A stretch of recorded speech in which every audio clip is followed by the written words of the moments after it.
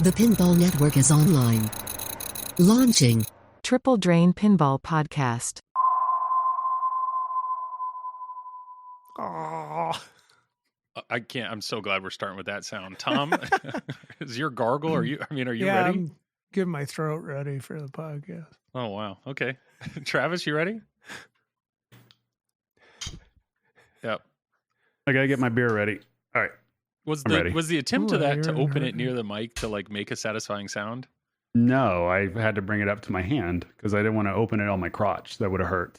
I had to bring it up because I'm We've sitting been sitting down. here for like 15 Could have minutes. had a You could've wet cut- crotch too. We were having a pre-meeting. I wasn't Yeah, going to you drink could have during the opened your meeting. beer at any Why would moment I- during that pre-meeting. Why would I drink during the meeting? Yeah, That's he's not professional. celebrating the podcast. Yeah, All you right, here drink we during go. the podcast. Let's celebrate the intro. Were you recording now? What? Wait, were we recording the whole time? We're three guys who like to talk pinball, so we came up with a clever name. We're Joel and Travis Scott who talk pinball, and we call ourselves Triple Drain, Triple Drain, Triple Drain. We're Triple Drain. Triple J.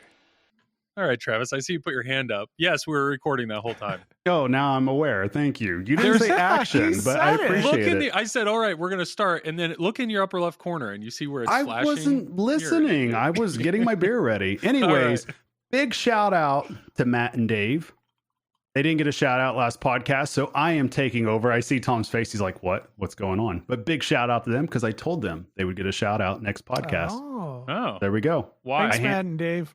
I handle my business, Joel. Because I That's forgot what I do. last time. I don't really want to know what they did to deserve the shout out. I'm a little worried at this point, but yeah, good for you Maybe guys. You should know. Matt and Yeah, Dave. you should know. What Why do would you I think know? they did? What do I you think don't- they I'm not did, going to go Joel? down that route. Just guess. Well, Take one guess. no, not with you. Nope. What was that No. supposed to mean? What do you mean not with me? I'm No. not turning tricks Um, on the side. What are we talking about here? I don't know. You gave him a high five or something. I don't know. But Okay, that's fair. All right, shout out. There we go. For real though, we do actually have some shout outs just in a general sense. So for one, Patreon, apparently it's working. People are joining. Thank you so much for the support. Is that now he's acting surprised? No, that's what we were thanking them for. But there's more than just two people Well, that have done I know. Patreon. Are we We going to list can't them think all about out? Joel, we can't like literally spend every single podcast thinking each individual. We would Yeah, never but get you- around to I mean, it. we You just gave could. two. Yeah, You just I gave two, Oh, and I'll do okay. two more next week. So there we go. Okay, all right. Yeah, That's fine. where yeah. So apparently, okay. Feel free I to join still our love Patreon. the rest of you. I still love the rest of you. We have Patreon. to be realistic about this. We can't do like Joel and sit Oh, here for an God. hour listing off every name. No, you guys, patreon.com /drain. Feel free to join. Apparently, we're going to do two every episode. Apparently, is the way that Travis is going to handle this. But no, thank you to all the people that are supporting us there. That is incredibly kind. I mean, we don't deserve it, but thank you very much for that. And We also, don't. thank you. People are buying merch. So Jackson Gee made an awesome shirt. Travis has a hoodie with one now. I just ordered a hat. We don't have those up yet. We're waiting to see how those look.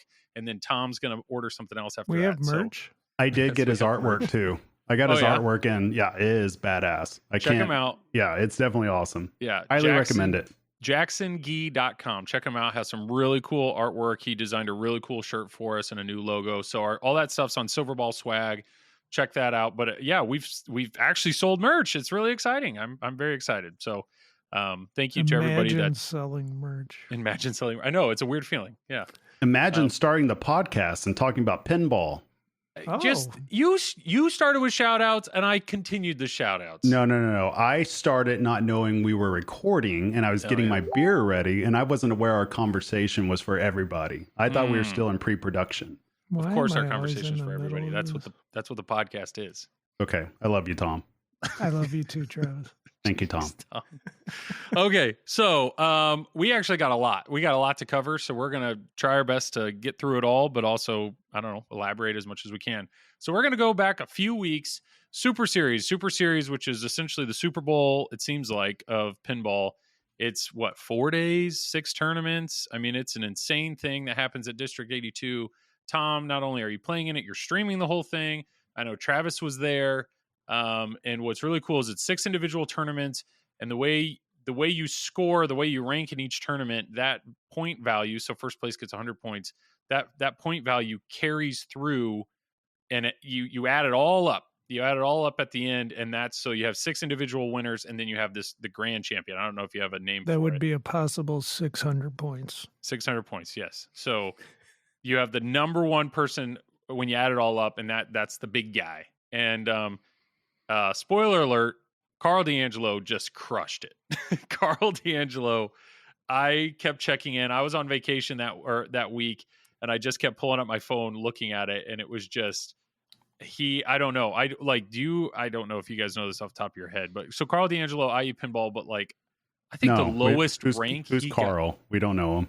Well, no, what the lowest he scored on one tournament. I mean, he was getting 80 plus points in every tournament, maybe 90 plus. Yeah, 90, Joel. So he was top 10 all 6 tournaments. That is correct. Crushed it.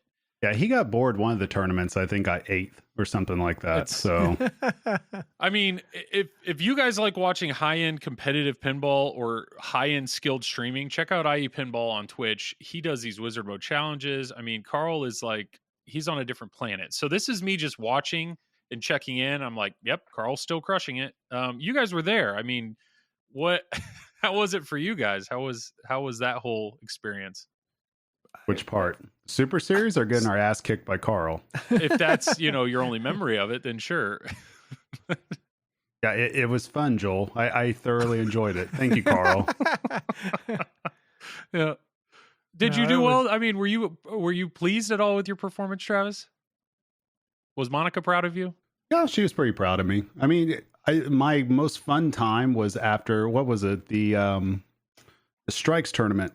That's 4 strikes on a Saturday night. So that's like the party tournament. So we always like set up just a little beer area outside in the parking lot, and we all gather around there and we all have our drinks and come back in. So I was very thankful that people like Carl were playing long games and everything, because that gave plenty of time for us between games. So yeah, that's like, yeah, just hanging out with friends and all that. That's what I enjoy about it. I mean, Super Series is great. It's a lot of fun because it's competitive. You're playing pinball the whole time. You're playing against world-class people, but then at the same time, you're seeing people that you might not see all the time. Of course, there's, Tom can allude to this, that there's plenty of people we see out and about, but then there's sometimes just certain people you don't see until right around that time. You only see them like once or twice a year. So it's nice. Yeah. It's a lot of fun.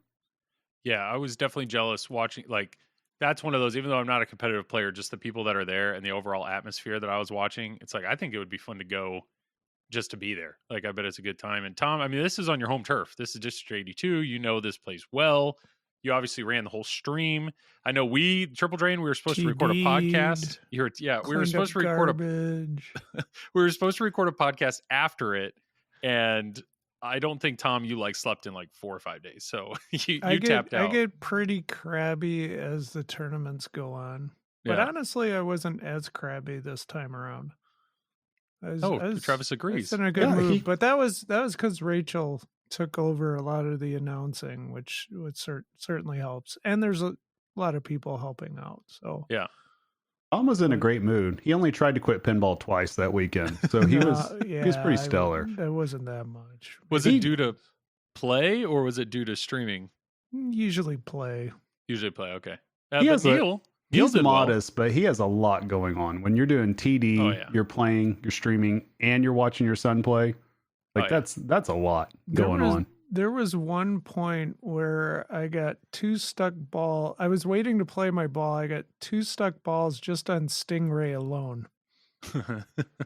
TD, maybe next year, maybe not TD or something, just give yourself a little break. I mean, I could do that, but then things slow down for the, the play, and I don't want that. I get you. But yeah, it was quite enjoyable to watch. I don't know. Anybody that's into competitive pinball probably at this point knows about Super Series. Mark it on your calendar for next year. I mean, they haven't said it yet, but it's normally sometime early October, right?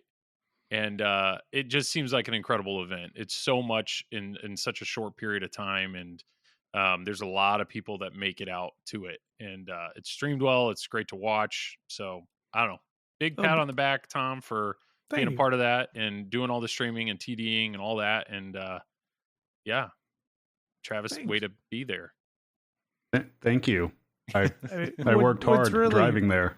What's really amazing is Eric Thorne, because he's TDing, he's fixing games. I mean, I do the stream, but he's got a lot more going on, and it's yeah.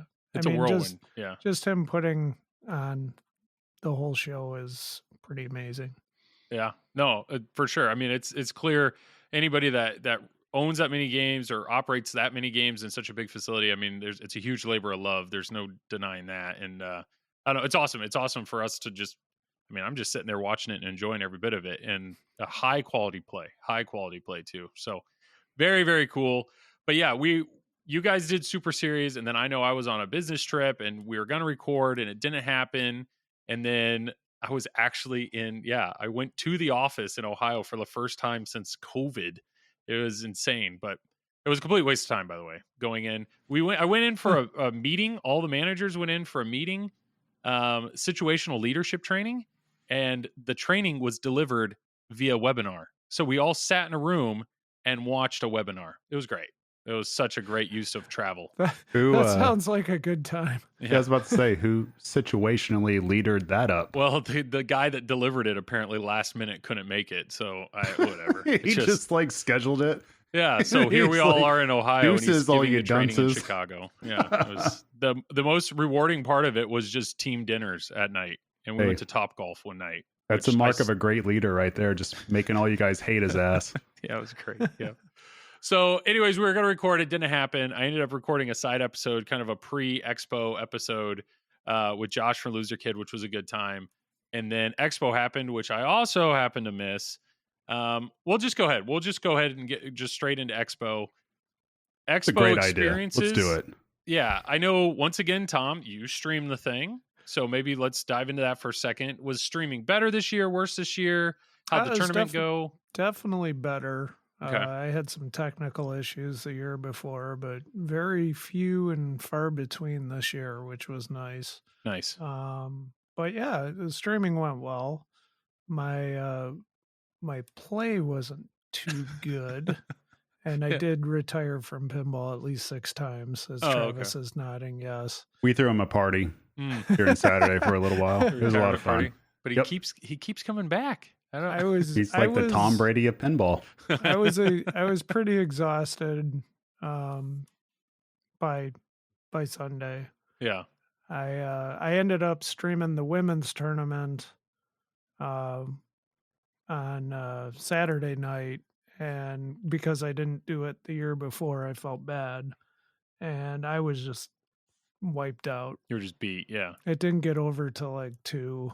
And by the time you get to bed, it's 2:30, and but it was a long time, Joel. I know. Literally, we got done playing, and we went to the main area. We got drinks. We played. We hung out for like 2.5, 3 hours. We're deciding whether or not to hang out some more or go back to our hotel room. So we walk back by the tournament area, and we can still hear voices. So we're like, oh, people are still hanging out. We peek in there.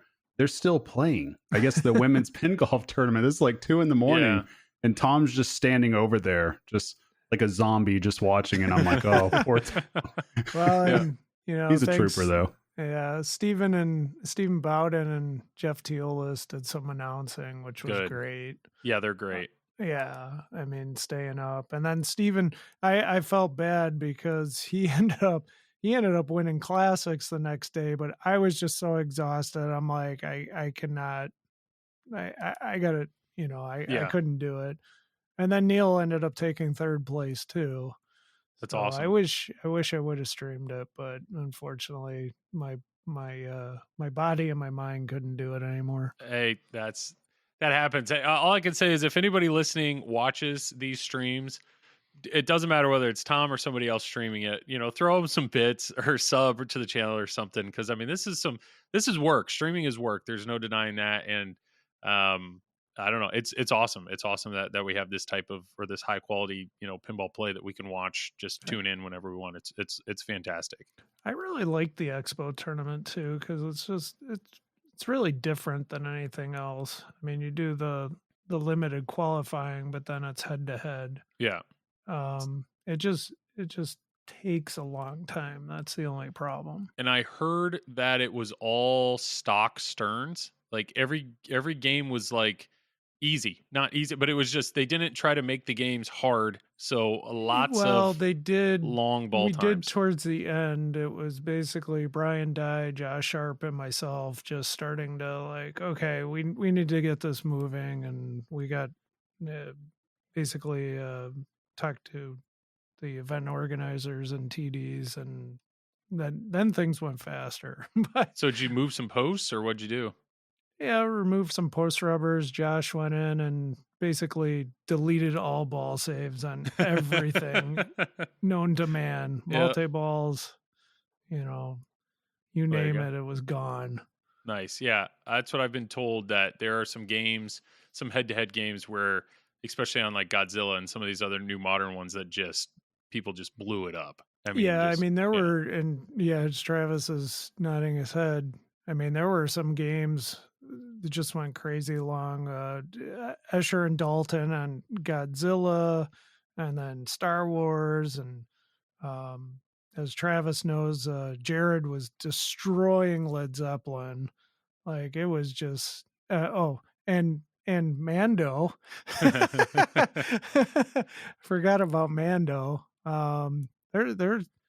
There's a fix coming for Mando, I hear, but Sorry, Andy. yeah, sorry, Andy Bagwell. Oh, Like- you were telling me about this. So it's basically there's essentially an unlimited multi-ball kind Yeah. of exploit. Yeah, I'll let Travis explain that because he was the master at it. Yeah, that's pretty much the whole thing. So I had a Mando for a little while, and it's something that I knew that was there. There's actually still one more exploit that I'm not sure is there or not because I haven't played it in a while, but I knew it was there. It's at the end of encounters. So if you're listening to this and they haven't updated Mando yet, if you play encounters and you get all the way to the wizard mode for it, you have basically unlimited add-a-ball up top in the mini playfield. So this is a lot easier to do on the Pro than it is the Premium or LE, since obviously that playfield moves around at different angles and everything. But on the Pro, it's static because it's level with the playfield. So you just use all 5 targets up there. You hit them all, and that adds a ball. And you can just do that in 6 targets. perpetuity. Or 6 targets, sorry. Yep. That's okay. And does the mode end, or the wizard mode end, when you get down to 1 ball? Nope. So as soon as you get as down to long- 1 ball, you just prioritize that and you're back in multi-ball. Yep. Well, that's the priority the entire time. The key is that you don't go through all the phases and in the mode. You just stay in the mode in perpetuity, keep adding balls, and the score just eventually just keeps going up higher and higher and higher. So Wow. I knew that was there ahead of time. And then I know Jared August, he knew about it too, because in qualifying, he blew up Mando. And I think because we were talking about it, and I'm not sure if he told some other people, but other people start figuring it out either way. I mean, you figure something out on the pin, I mean, it'll spread around pretty quick if somebody's watching. So Yeah. it was just as soon as I got on Mando and I saw I was down by like 800 or 900 million or whatever it was going into ball 2, I knew that, okay, I'm just going to have to chop a lot of wood. And about 45 minutes later, the wood had been chopped. So Yeah, that's why people watch me stream, so they can find the exploits on how to, blow up games. Clearly, I will say, it was not fun to do. I mean, I enjoy playing pinball, but at the same time, it's like, yeah, if you're at a Stern Pro Circuit tournament, you paid your money.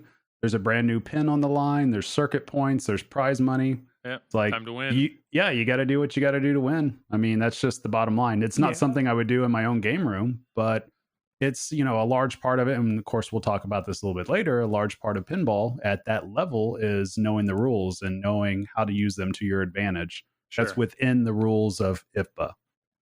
Sure. All right. Well, bear with me here on this transition because it works, but just sticking within the like tournament talk. Do you want to talk about who won Expo, or do you just want to? You want to ignore I'm that, trying to Joel? think Just go watch the stream.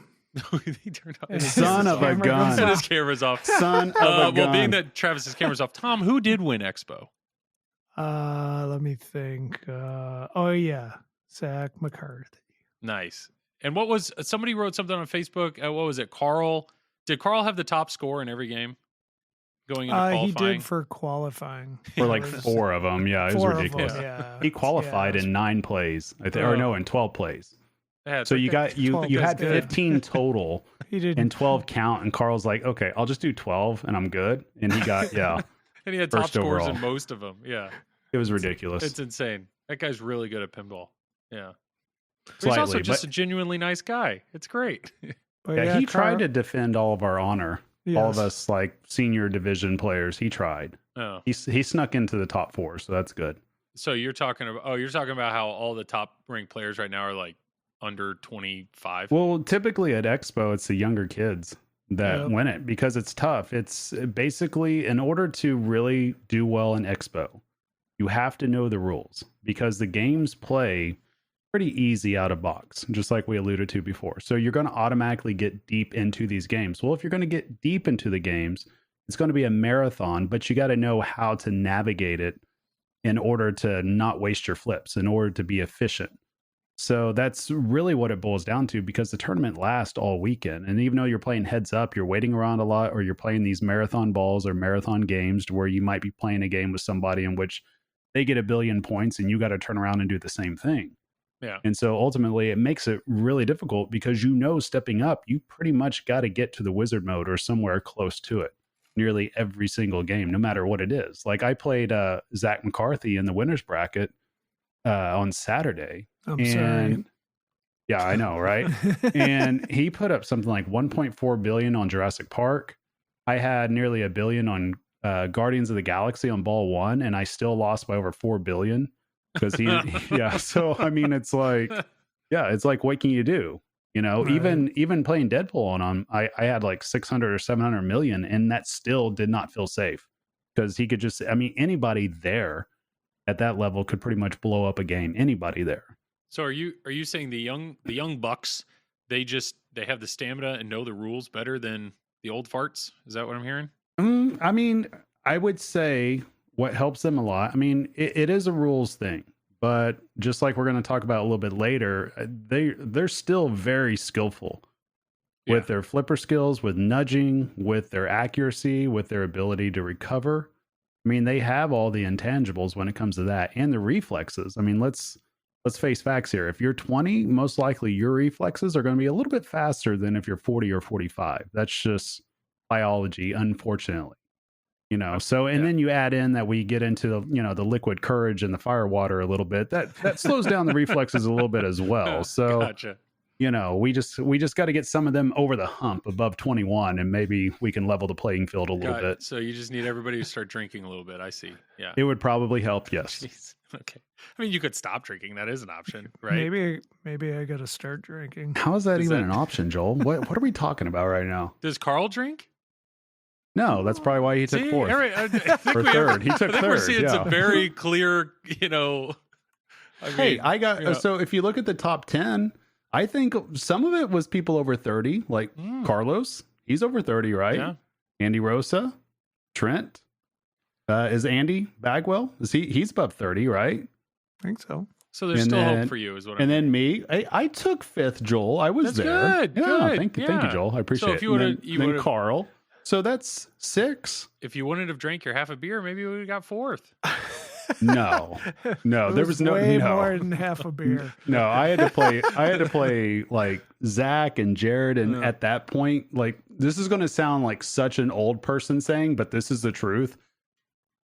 I hate even saying this because I know I'm going to get made fun of. My arthritis in my left No. hand was just so bad No. that I could barely even flip anymore. No, when I was playing Godzilla, Joel, it literally just started flaring up so bad that I had to just trap up and just sit there for like 30 seconds, Oh, just shaking my man. hand. That's what happens. You play that long. It's just pinjuries. What can you do? God, that Yeah. can't be a thing. Pinjuries. You know what? I know you're new to this competitive thing, but it's a real thing, Joel. It's a All real right, thing. All right. You start That's fine. hurting, you start getting sore. Yeah, sure. Sorry. Do you Young not get guys sore ya. playing pinball ever? I mean, yeah, I stream. I had to get 2 hours of playing straight. 2 hours. 2 whole hours. Hey, 2 hours Wow. 2 hours. I used to be standing on a concrete floor. Luckily now the basement's finished with carpet. I got my pin mat, but my feet used to get sore, and I had bad form, so I'd lean on the game, so it was hurting my Okay. wrists. So you use a mat, which I'm not going to diss on because it's a great mat. Yeah, but yeah. you use a mat for your Uh-huh. feet. Yeah. Because you stream sometimes for 2 hours. I mean, there's nothing stopping you from bringing a mat to a tournament. And No, I probably should. I even told you that when You I was probably trying it should. out. I Yeah. probably should have taken it to Expo. But what I'm pointing out is when you get to like the 10th, the 12th to 16th hour in the day, then you don't have a pin mat. Yeah. You know, it hurts. And we don't have metal flippers either to help us through the day. So, you know. Well, we'll just use it as a transition, but I'm not the one complaining about my pinjuries. Okay. So you It's not an excuse. I would have got my ass kicked without it. I mean, the fact is, my best cannot compete with Jared's best or Zach McCarthy's best. I get it. I'll say that right now. But it can compete with Joel's best. So I got that going for me. Definitely. You said it, not me. Metal flippers. So metal flippers. We're just gonna talk about this real quick. People are rolling their eyes, and other people are tuning in. They're perking up. So metal flippers. Yes, there's a relatively new thing. It's the precision flipper system. A guy named John made them. He's an aeronautical engineer. The dude's super nice. I don't know. Long story short, I got a set of them. I put them in my game. I really like them. People are wondering, but the discussion around them is people are looking at them like a training wheel or like a crutch. So why do I like them? I put them in turtles. One of my issues with turtles was backhanding left ramp. My flippers just didn't quite feel like they had enough power to do those. I put in the metal bushings, which make the flippers more consistent. I put in the metal flippers. They just seem to have more power. So now I can control the ball more accurately. The bounces are more consistent, and I can hit the ramps consistently because they feel more powerful when I wasn't doing that before. So to me, turtles, I am so far from cowabunga, but now that I have these flippers, I feel that I can get farther or play better. I can play better in the game. Travis, you have tried them. I also have them on Deadpool. You have tried them, and I remember asking you, do you think this has made the game easier? And your answer was, I think you said they feel different, I think was your answer at the time. Yes. Yes. I sorry, I thought it was a rhetorical question. Well, nodding your head doesn't work well on a podcast. That's true. Yeah. That's true. I was in the middle of drinking my beer. I was letting you talk. Yeah. Yes, it feels, well, they feel different, but I think overall it does make the games easier just because I think the bounces, it doesn't bounce around as much because there's not as much give, I guess. Sure. I really don't know how to explain that part, but at the same time, it makes all the shots in the game very accessible, just like Joel alluded to earlier. So you're able to backhand certain shots. There's some games I don't necessarily like it on. Like we have a Godzilla that's about 30 minutes away from here on location with them, and I can't find the loop at all. But hot damn, I can crush the right ramp with the upper flipper like nobody's business. Oh, wow. Yeah, that totally changes things, which it's, I don't know. I don't like that it does that because they have a metal flipper on the upper flipper also. But, certain games, I like it better, like Deadpool. I really enjoyed using metal flippers on that just because it made the schnick shot actually go every single time. So that was enjoyable. Turtles, it did make that game a little bit more enjoyable just because it did make the left ramp a little bit easier to hit. So yeah, I think that there's a place for them at people's homes. I'm curious to see if somebody does put this in a high level tournament, what would happen. I think that if you're going to do that, make sure you have the ball saves off. Yeah, Chuck Wurr has already said he's gonna apparently the Godzilla at Cincinnati will have these metal flippers. Oh, he's already said that. Yeah, it does not make it play more difficult. I'm telling you, it makes it play. It'll make it play a long time unless they just bastardize that pin everywhere else. Deadpool, I actually turned down the flipper power. Like I put these in and I actually turned down the flipper power. So I still feel the reason they feel more consistent is the tolerances in the bushing, the metal bushing are way there's almost no slack. If you just grab the flipper and try to move it side to side, there's no wobble. And you get that with the nylon bushings. But I don't know. Long story short, they had them at Expo. There was a Deadpool there that had them. So reading the Pinside thread, there are a lot of people that were impressed by that. They like the way they feel and they're selling really well. So my overall view is they look great. I like the way they look, but I also, for me, a home player, they've almost given me more. The guys in chat are having a great time. So Tom just wrote, Joel has a big butt. Sure. Thanks, Tom. So Turtles, has made the game more fun for me. Like Turtles is a hard game. Now, being that they're more powerful, the ball actually seems to be moving a lot faster. So when I brick, that ball's coming right back at me. And so it kind of handicaps itself at the same time. But the reason I wanted to bring this up, and the reason I'm kind of looping this into tournament talk, is there are people on Pinside that are like, well, I'm hesitant to put them in my game because I don't want my game to feel super easy at home. And then I go on location or I go to play in a tournament, and now all of a sudden the game feels totally different than what I have at home.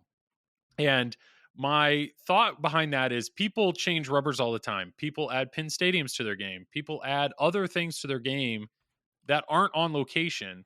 So your lighting's going to be different. The steepness of the game is going to be different. They may move posts. They're going to have different rubbers. Like, the game's going to be different.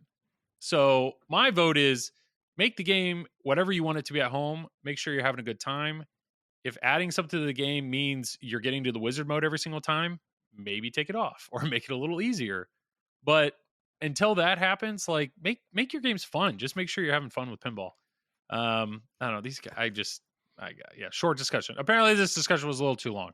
No, you're doing great. We're that was complimenting you in chat. Yes, that was my thought, though. I mean, what are your thoughts on that? I know there's some people that are like, I only want to have stock games because they want to keep their games. Or like Chuck Word, I remember him saying in the TPN Discord, he makes his games brutally hard at home. So the idea there is if it's brutal at home, maybe there's a chance the game would even be easier when he plays it in a tournament.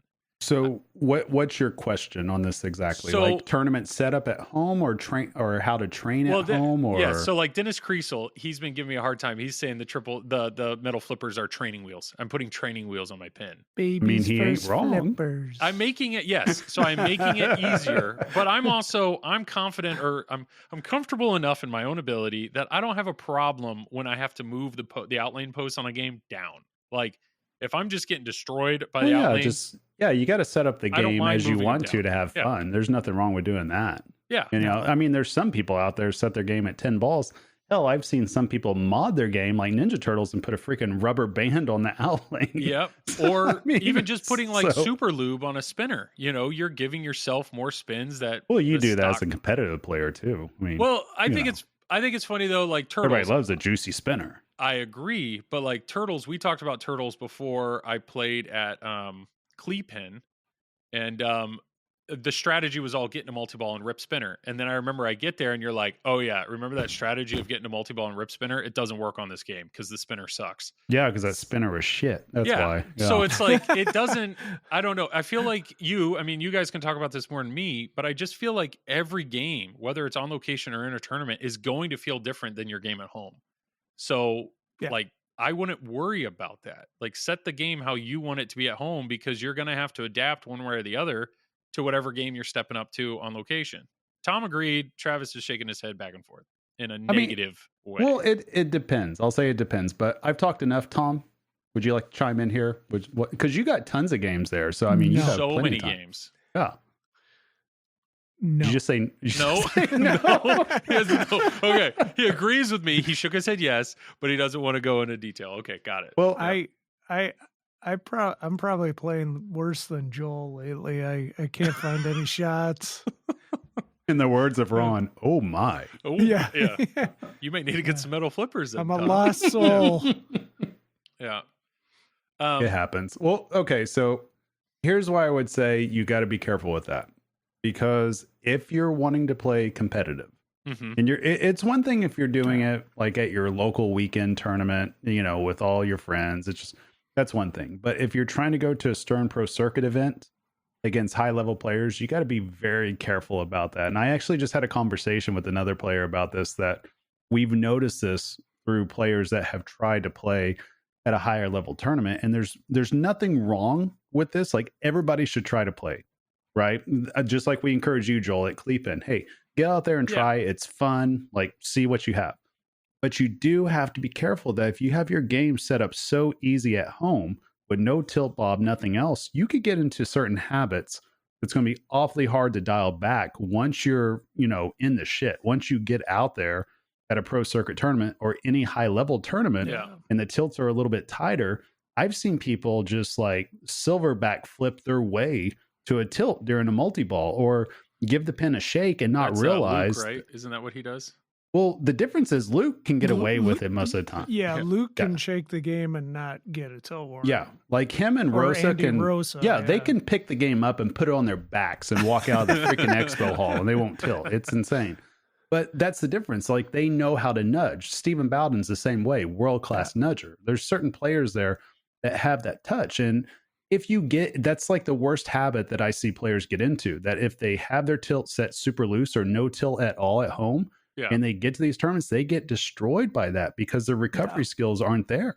Yeah, You know, for and if you sure. get even if you don't tilt and you get 2 dangers early on, well, then you're playing on pins and needles for the rest of the ball. It affects your accuracy, it affects your recovery, it affects how you're trying to trap up. You might flip away more often than what you would, so your patience goes out the window.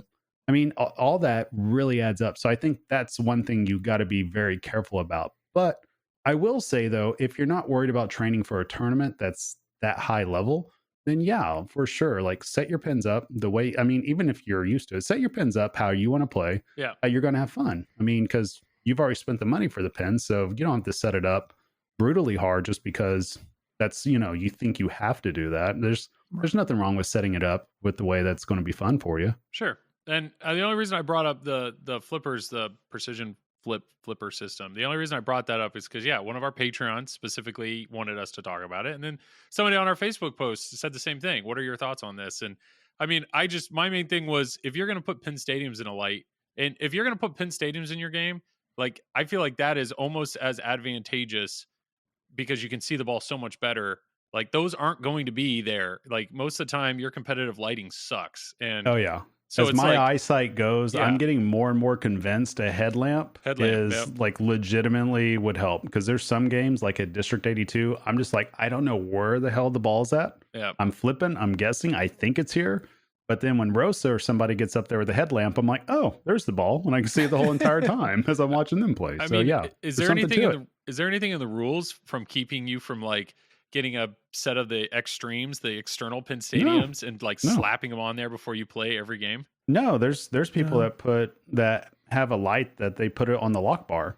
Oh, really? That shines down. Oh yeah. Huh. That's probably what I'm gonna start doing in some places. Either that, I'll get Monica behind me with a spotlight or something. Yeah, that's degrading. She's better than It's not a degrading. tripod. Well, she's got some money in this too. She wants to help me win money, so you know. Okay. Yeah, I just hand her a beer. She's fine. She's happy. It's fine. Beer in one hand, light in the other. Just Yeah, try to she's keep good it to on the go. game. Got it. Okay. Yeah. All But right. yeah, No. if the metal flippers make you happy, do it. Yeah. There you go. I will say though, there's certain games I would recommend them on, and certain games I'd be like, okay, you might want to consider your options here. So Deadpool, I love those on Deadpool. Yep. Right. Really enjoy it on Turtles. So Joel, you have 2 games that they work very well on. Yep. Godzilla, I didn't like it so much. Okay. I mean, it made that layout's very accessible for a lot of people already, even without lanes open. But now you put those metal flippers on, you're not half ramping anything ever. Yeah. And you're just ripping shots left and right. And nothing's really ever in danger with it. So that kind of makes me fearful hearing that, you know, those will be on Well- Godzilla at Cincinnati. So I wouldn't necessarily recommend that. That's what there are a lot of people though that talk about the fact that you have to turn the flipper power down, which you can do on a modern pin. It's not a big deal. So like on Deadpool, I turn the power down. Godzilla, it sounds Right. like if you were to put them on there, you know, make sure they're aligned correctly. They're very easy to adjust, but just get them aligned correctly and then set the flipper power to something reasonable. But like Turtles, I didn't lower them because I wanted more power. So there is hesitation. People are like, well, maybe I should put these on Lord of the Rings where that would be really helpful. But anything that, you know, the power is what the power is. There's certain games maybe you shouldn't put them on. I don't have them in TNA because I wanted, like, I You don't want should. TNA. That would be awesome. But I don't want need TNA to to. feel like super snappy. Like I kind No, of you like need- it feeling You need to like an put older those game. on TNA, and you need to like just take the tilt bob off and Yeah. just go. Yeah. But I don't know. I think it's a cool system. I definitely, I don't know. I would say if you're curious, give it a shot. It's a fun system to play with. And worst case, you buy them, you put them on, you don't like them, you take them off. You're not breaking anything. But That was a good short discussion. We enjoyed that, Joel. hey, yeah, we crushed it. We're real good at short discussions here We crushed that. Well, here's a transition for you. You'll like this. So speaking of adding things to your game that bring you joy, Tom, you are buying the Mando Topper. Hot damn, that was a good Hey, transition. wasn't it? Wasn't good it job, good? Joel. That I was think really good. Tom's eyebrows raised slightly. Yeah. No, I just we just kind of skipped over all the Expo stuff. But Well, go ahead. here's the deal. This is I don't number things, so we'll get to it. I got it. I know But I'm it driving the bus. was I'm at swerving. Expo. I'm swerving all over the place. Exactly. We have Yeah. not skipped it because it was at Expo True, and we saw it Yeah. in person, Tom. We'll get So it. there you go. We'll Let's knock go. him out. But Tom, so okay, the Mando topper comes off. So we'll split this two ways. So one, as a distributor, Travis, you had no idea it was coming out. That just drops out of nowhere. And I remember you're like, what is happening? Like it just kind of rocked your world for a second. So real quick, how was that whirlwind? Because you sold out real quick too. But, It was just one of those things that we were waiting. I had a meeting that morning. I was like, I don't know when this is going to come out. It should be out any time now. And then all of a sudden it's like phone call, text, text, email.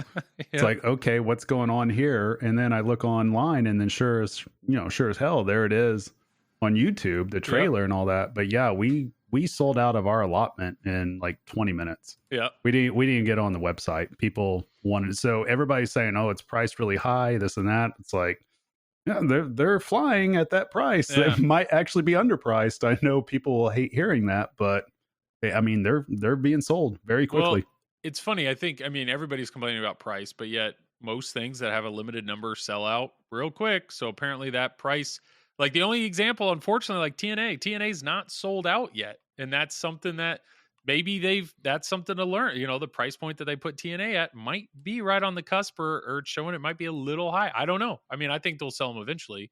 But the Mando topper just boom, allotment gone. And I know Zach was flipping out was talking about how they were driving up to Expo and the same thing. His phone's blowing up. His wife now is having to drive the flipping out van while he's trying to do everything he can. It just sounds like a nightmare for you guys. But I don't know what Zach's talking about. We had the webinar that morning and it was like 3 hours long. And no, it was dropped out of thin air. We had no idea. Yeah. Well, it was exciting. It's an awesome topper. It's really cool. So Tom, you're in. It could be the greatest topper ever made next to the Rush one that's not released. Oh, okay. So this is the number 2 topper ever made with Rush. Yeah, the unreleased Rush. Got it. Okay. So did you know you're in automatically, or was it something you saw in the trailer? What made you pull the trigger on this one, Tom? No, it just looked really cool. I didn't know the price point before I pulled the trigger, but you're the reason prices keep going up, Tom Graf. Yeah. That's what everybody's saying right now. Tom's I tell you, thank you. How much? Yeah, Tom's one of those guys. He gets the bill at dinner, and he just doesn't even open it. He just hands him the card. Is that the life you live, Tom? Just like depends on if it's McDonald's or Tom just puts it in front of himself and just like belly laughs at it and just tosses it behind him. Just continues on with his dinner. So the Mando topper, don't get me wrong. It looks really cool. It looks awesome. Yeah. In person, it's impressive. Okay. It's one of, so most toppers I don't notice at all. Even I've been on record that the Black Knight topper, multiple pins, I have no idea it's there. You don't notice half a game. You've talked many times before that you didn't know you were playing a premium Stranger Things. Oh, for which has a freaking projector in it. And I did that again this past weekend. Yeah, as a matter of fact, I don't pay attention to the projector. I'm sorry. I just don't. Anyways, that's another discussion, Joel. We need to stay on topic. Okay, yeah. So I'm going to help you out here. This Mando topper, it is actually really, really cool. You notice the hologram on it immediately and you can see it, moving and everything. You can see the display on it. So I'm actually pretty impressed with what it is. And I can see why it sold out. And I can see why this is going to be a hard product for a lot of people to get. So I know the Elvira topper, I don't remember. I think that was the first topper that was $1,000 or maybe it was slightly more. But the Elvira topper was just kind of a sculpt and it just kind of was like a lid that went up and down. To me, I remember when I saw the price and saw what was there, I was like, there's not much there. But this, it's like, okay, this price is crazy. What is it, $2,000 or $2,500? I don't remember. $2,000. But it's like, at least you're getting something. It's sculpted incredibly well. It looks really cool. And then you got the whole screen. And I don't know your thoughts on this, though. It adds modes. There is, I think, 2 different modes to it. One, it tracks your overall best scar. And once it reaches a certain limit, then it's like Beskar Mania or something. Like you get every perk in the game. It's like you went on a shopping spree, and then there's a whole nother one. It's some other mode that is a cumulative thing. Like So- Beskar Madness or something There you like that. Yeah. But it's something some people are really upset about that. The DLC essentially like, oh, great. I mean, I know Jurassic Park had something similar and Avengers had something similar, but I think when Insider Connected came out, they basically gave you access to those. So I don't know. You guys, okay. They'll I mean- probably do it again. They'll I do mean, it. it- I absolutely think they'll do it. Yeah, Again. it's like, well, have you guys have played console games, right? Or Yeah, PC games. Yeah. So like I've been doing that for years, and it's the norm to see some type of DLC or some add-on that adds a new mode to the game or a new level or whatever. And so this doesn't bother me at all. Like I feel like after having a Mandalorian, I still had a complete game. And this just Sure. happens to be an add-on after the fact. So I mean, I can understand. I have empathy for those that are, thinking, oh, I don't have a complete game because I don't have this, I don't have that. But in all reality, I mean, it's two modes. That's not going to it's not going to make or break your game. So that's the main thing. If we talk about these extra modes, like these challenge modes, I mean, like I know most modern games now have some ability to skip straight to like one of the mini wizard modes or something. So the modes are there, but the challenge modes are a lot of fun. Turtles has Half Shell Challenge. Half Shell Challenge is a mode that's completely unique. That's not in the game. It is, you can only get to it by holding the flippers in and going straight to it. It's essentially speed running mode.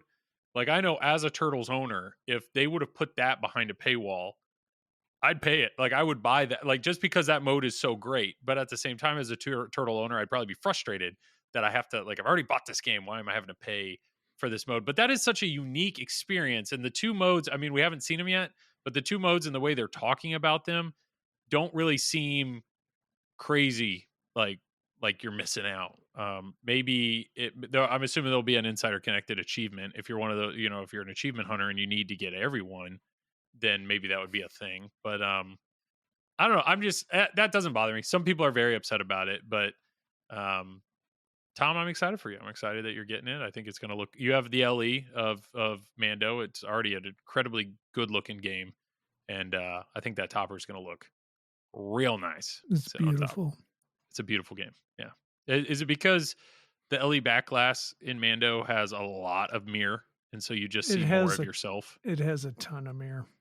So more Tom in your back glass. More Tom. That's a good looking game. Everybody That's a real needs good more looking Tom. game. Yeah. God. All right. Hey, look, we're still in Mando. Or sorry, we're still in Expo. Let's talk about Expo. So let's just go with another. We'll say Bond. So Queen. Dun, dun, dun, dun, Do either dun, of you dun, guys play Queen? Initial thoughts. I know Travis, we talked about this on TPN After Hours. Just you both, are you waving, no, Tom, or you played I Queen? didn't. I Waving. no. I was just waving the time. Oh. I did not play Queen, but I saw it there. And Well, how'd every it time- look? How'd it look? It looked nice. Okay. I wanted to play it, but every time Neil and I went up to it, it was either somebody was playing it or it was we went early in the morning because I had a special pass. Ooh. But it was unplugged, so I couldn't play it. So I went over and played Weird Al instead. It wasn't turned off. It was unplugged. Nice. It was Okay. unplugged. I was going to turn it on, then I saw it was unplugged, and I'm like, I shouldn't All plug right, it back in. Well, we'll get to Weird Al because I know this was your first Weird Al experience. But Travis, so Queen, what were your thoughts? It was interesting. I really liked how the flippers felt.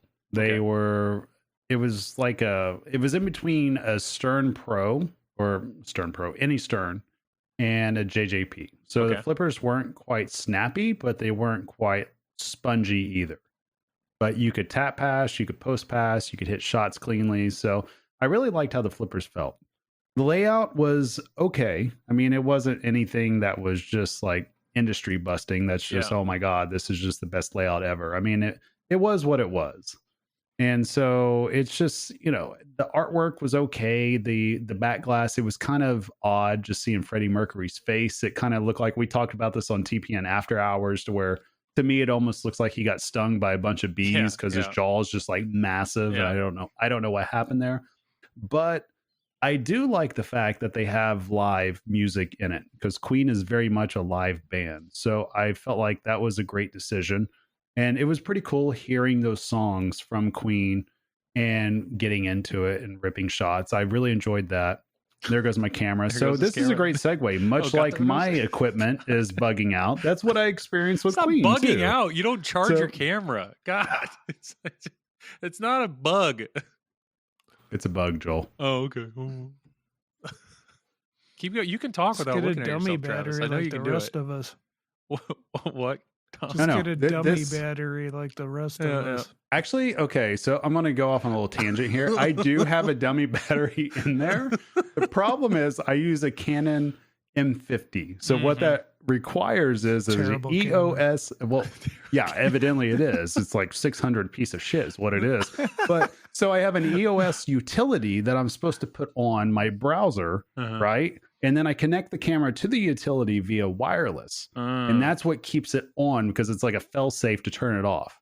But literally every single time I hook it up to there, it like loses its connection within minutes. So it's going to go off either way. So we all just need to hold hands, just take a breath. I'm probably going to disappear in another 20 minutes, but it is what it is. The Queen. Hey, listeners, if anybody has a webcam that they're not using, feel free to mail it to Travis because a USB cable stays connected very well. But go ahead, Travis. I've told you this before, Joel. My professional cameras are only for my OnlyFans. That's the fact. How this works. All right. Okay. All right, Queen, yes. Yeah, so is Buggy. Yeah, that's what I was going to say. Okay, it's There's buggy. there's a lot of bugs yeah. in the software, but that's what everybody was saying. I was a little concerned by that just because it's been announced for over a year now. Yeah. So I was expecting it to be a lot further along, but I mean, like I said, the shots were okay. I really liked how the flippers were. I did like how the music was. I could see that there is a pathway to have fun with that pin.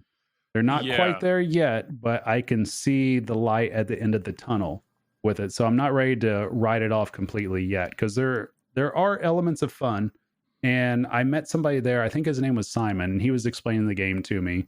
And he was very patient. And he obviously knew what was going on since he was associated with the game. But I think that there is a pathway for this game to be successful in the way that it can be. I don't know if at the price points it is, and because of some of the barriers it has to overcome being overseas and part shortages and all that, who knows what's going to happen there. But it's interesting. It's one of those things where I know that there's going to be a lot of people that when they do play this pin, it's almost like, I don't know. I wonder how Queen fans will take it, whether or not that this will be like their mecha pin, that they'll love it, or whether they'll play it and then wish somebody else made it. I'm curious to see that because I'm kind of in between. I enjoyed it for what it was, and I know a little bit of Queen music, and I didn't find myself wishing that some other company made it. I mean, it was what it was. So Yeah, Zach Minnie, once again, he said this on the Pinball Show with Dennis, and he basically said he loved it. Like, Zach is a huge Queen fan, so he loved the theme, but he really loved the way it shot. He said he kept coming back to it. He loved the way it felt. He was a big fan. He was a really big fan. And if the code can evolve into, something that really pulls him in, I mean, I don't know. Zach was really excited about it, but yet on the TPN After Hours show, I know George Fisher, and he was not in love with it. I know you weren't in love with it, and Craig Bobby was also not in love with it. Craig Bobby was really not in love with it. Yeah. No, I mean, I would say right now the pen is okay. It's very hard to judge something where the code is obviously that buggy where you couldn't really, I mean, like I was scoring 1 billion points without really doing anything but hit the middle ramp. Yeah. And then sometimes you'd get a ball and try to change songs, and then it would lock up the software. And so it was kind of hard for me to get into the experience that way. So Sounds great. I'm hopeful it'll be at TPF and they'll be a lot further along. That's what I'm hopeful of. So here's a transition a little bit, but it's Spooky. Spooky just announced that they're hiring a new coder and the way the wording was strange, but basically this new coder, his job for the next year is to continue to add. Did they say rewrite or add? But it's to focus on Ultraman and Halloween code. Are you talking about the post to where they were talking about the actual Halloween as in the a holiday, but yet it came off like they were talking about the game Halloween, and Yeah, now they were kind of apologizing the code wouldn't be where they wanted it to be. That's what it was. Yeah. And Yeah. so, I mean, Halloweens are all sold. They're almost all made. They're sold out, but props to Spooky to continue to put energy and effort into this game. I know Zach and Greg with Straight Down the Middle just did a Halloween review. Shocker, B+. It was like Greg, I think it was B+. Zach was like a B-. But one of the biggest issues that they've both well, Greg loves the code, but yet there's a lot of people that have complained about the code, especially with animations and other stuff. But I don't. What you're saying is like Queen shoots well, but the code is what's holding it back.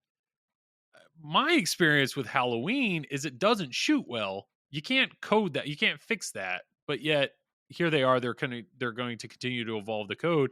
Greg Bone in his review made it sound like his game shoots great. So maybe I just haven't shot a very good game.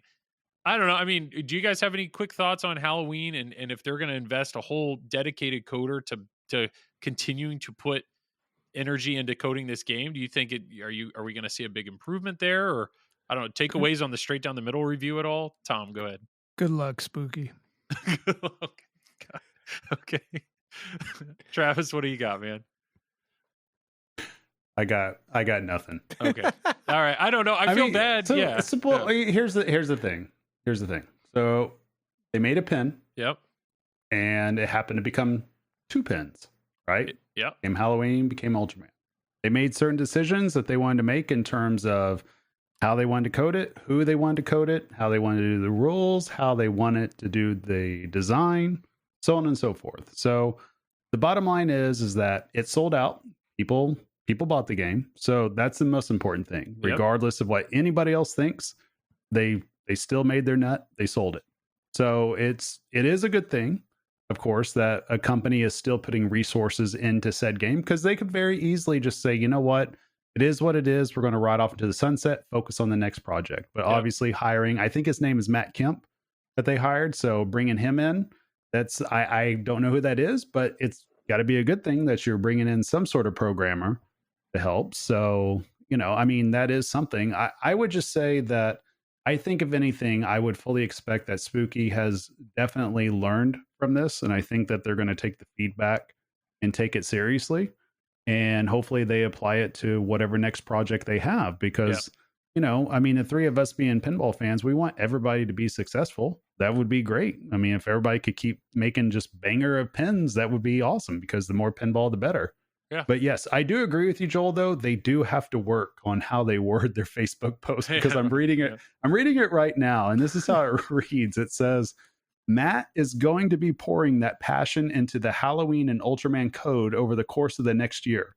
The update isn't going to quite make Halloween as we wished, but we are working diligently on getting it done as soon as possible. So it's like when you just read it, you're like, wait a second. Are they, they're hiring somebody. Ultraman's going to be better? Yeah. We're not going to be able to, the game's not going to be what we want it to be. But that's what it reads as. That's what it reads as, but I'm pretty sure they just meant the holiday Halloween, and it just happened to be, So just kind of watch your wordplay there, Spooky. And this is coming from Travis, guys. This is coming from Travis, so we know how good his wordplay is. But no, I just felt it was almost weird, feeling almost guilt watching the Straight Down the Middle review, because Greg is so passionate. He's like, people that hate this game or that rip on the code or this.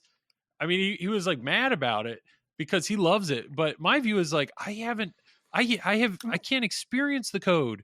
The 3 games I've played, I just had so many center ramp rejects that I can't, like, how do I get to enjoy a mode if I can't even get into one? And well, and that goes back to, Joel, that on different copies, people are going to have wildly different experiences. I know the first copy I had, I think it was the collector's edition or whatever it was, 12. Halloween. So I played it very early on, and you guys saw the pictures that I sent you of it. I mean, there's a lot of I was getting rejects on ramps, and I had no idea why that was happening. And I peeked underneath there, and there was a screw hanging up nearly half an inch on the playfield, and just rejecting the ball, and there was things falling apart. So I mean, obviously that they figured out their QA afterwards, but it's just people are going to have different experiences. So I'm I'm sure, obviously, somebody that's playing a Halloween today that might have come off the line last month, they might have a very much different experience than somebody that played it a year ago or 6 months ago or what have you. So, I mean, there's nothing wrong with people changing their minds, and there's nothing wrong with people loving the game as it is. I mean, that's what pinball's all about. People are going to have different opinions, and there's absolutely nothing wrong with that. And yeah, that's fine. And the categories that they scored it well, like the art, I agree. The art on that game's incredible. You know, the lighting show is really, really good. I mean, there are definitely good things there. It's just geometry wise, that's where I struggled. And if they release some sort of fixes or talk about ways you can adjust it, I mean, maybe I'll get lucky. Next time I play a Halloween, maybe it'll shoot great. Kind of like how Greg says his shoots. Just kind of like in Toy Story, one of my biggest frustrations was the Bo Peep loops, but I've only played one version of the game. So maybe the next Toy Story I walk up to, the Bo Peep loops may shoot awesome. And then I can check that box like, oh, it's just my game. I don't know. We'll have to see. But speaking of, so once again, Queen shoots well, Code, Halloween, the question is, does it shoot well? I don't know. But the Code Greg Bone, it shoots great. Greg Bone shoots great. But Bond. So you both have played Bond. What I've heard, the reason I'm using this as a transition is it shoots well, but the Code is because there's not. We're at point. I think somebody said they walked up to the game, it was turned off, and instead of it wasn't unplugged like Tom's, but it was turned off, and they just flipped it on. And you know, when Stern games boot up, it shows Code version. I think they said it was 0.54 out of 1.0. So it's like they are barely over halfway done with the Code. So I know a lot of people are just giving them a pass. Like, I'm not here to judge the Code, but yet what we can go off of is how did it feel? How did the shots feel? And then on the Dead Flip stream, Gomez and Mike Vinacore did go into what their plans are with the Code. So what you heard from there, I don't know, your thoughts there. Tom, if you want to go first, go for it. I thought it shot pretty good, honestly. I liked the layout, but I only played one game on it, so you know, I didn't have I was probably in the actual hall for about an hour and a half, the entire expo. Yeah, but you know, for what I got to try and everything, I thought I thought it shot well. So pro or premium? I thought it shot better than I imagined it was going to shoot. Okay. Did you play the pro or premium? I actually played the pro. Okay. And I've heard positive things about the pro.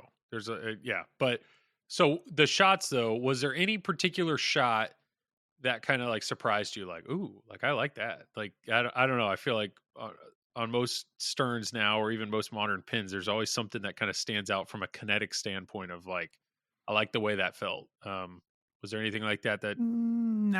Not particularly, not really? just because I just had one game on it. Okay. All right. Well, cool. But it wasn't it didn't leave a bad taste in your mouth, is what I'm hearing. No, like, not at all. Okay. All right.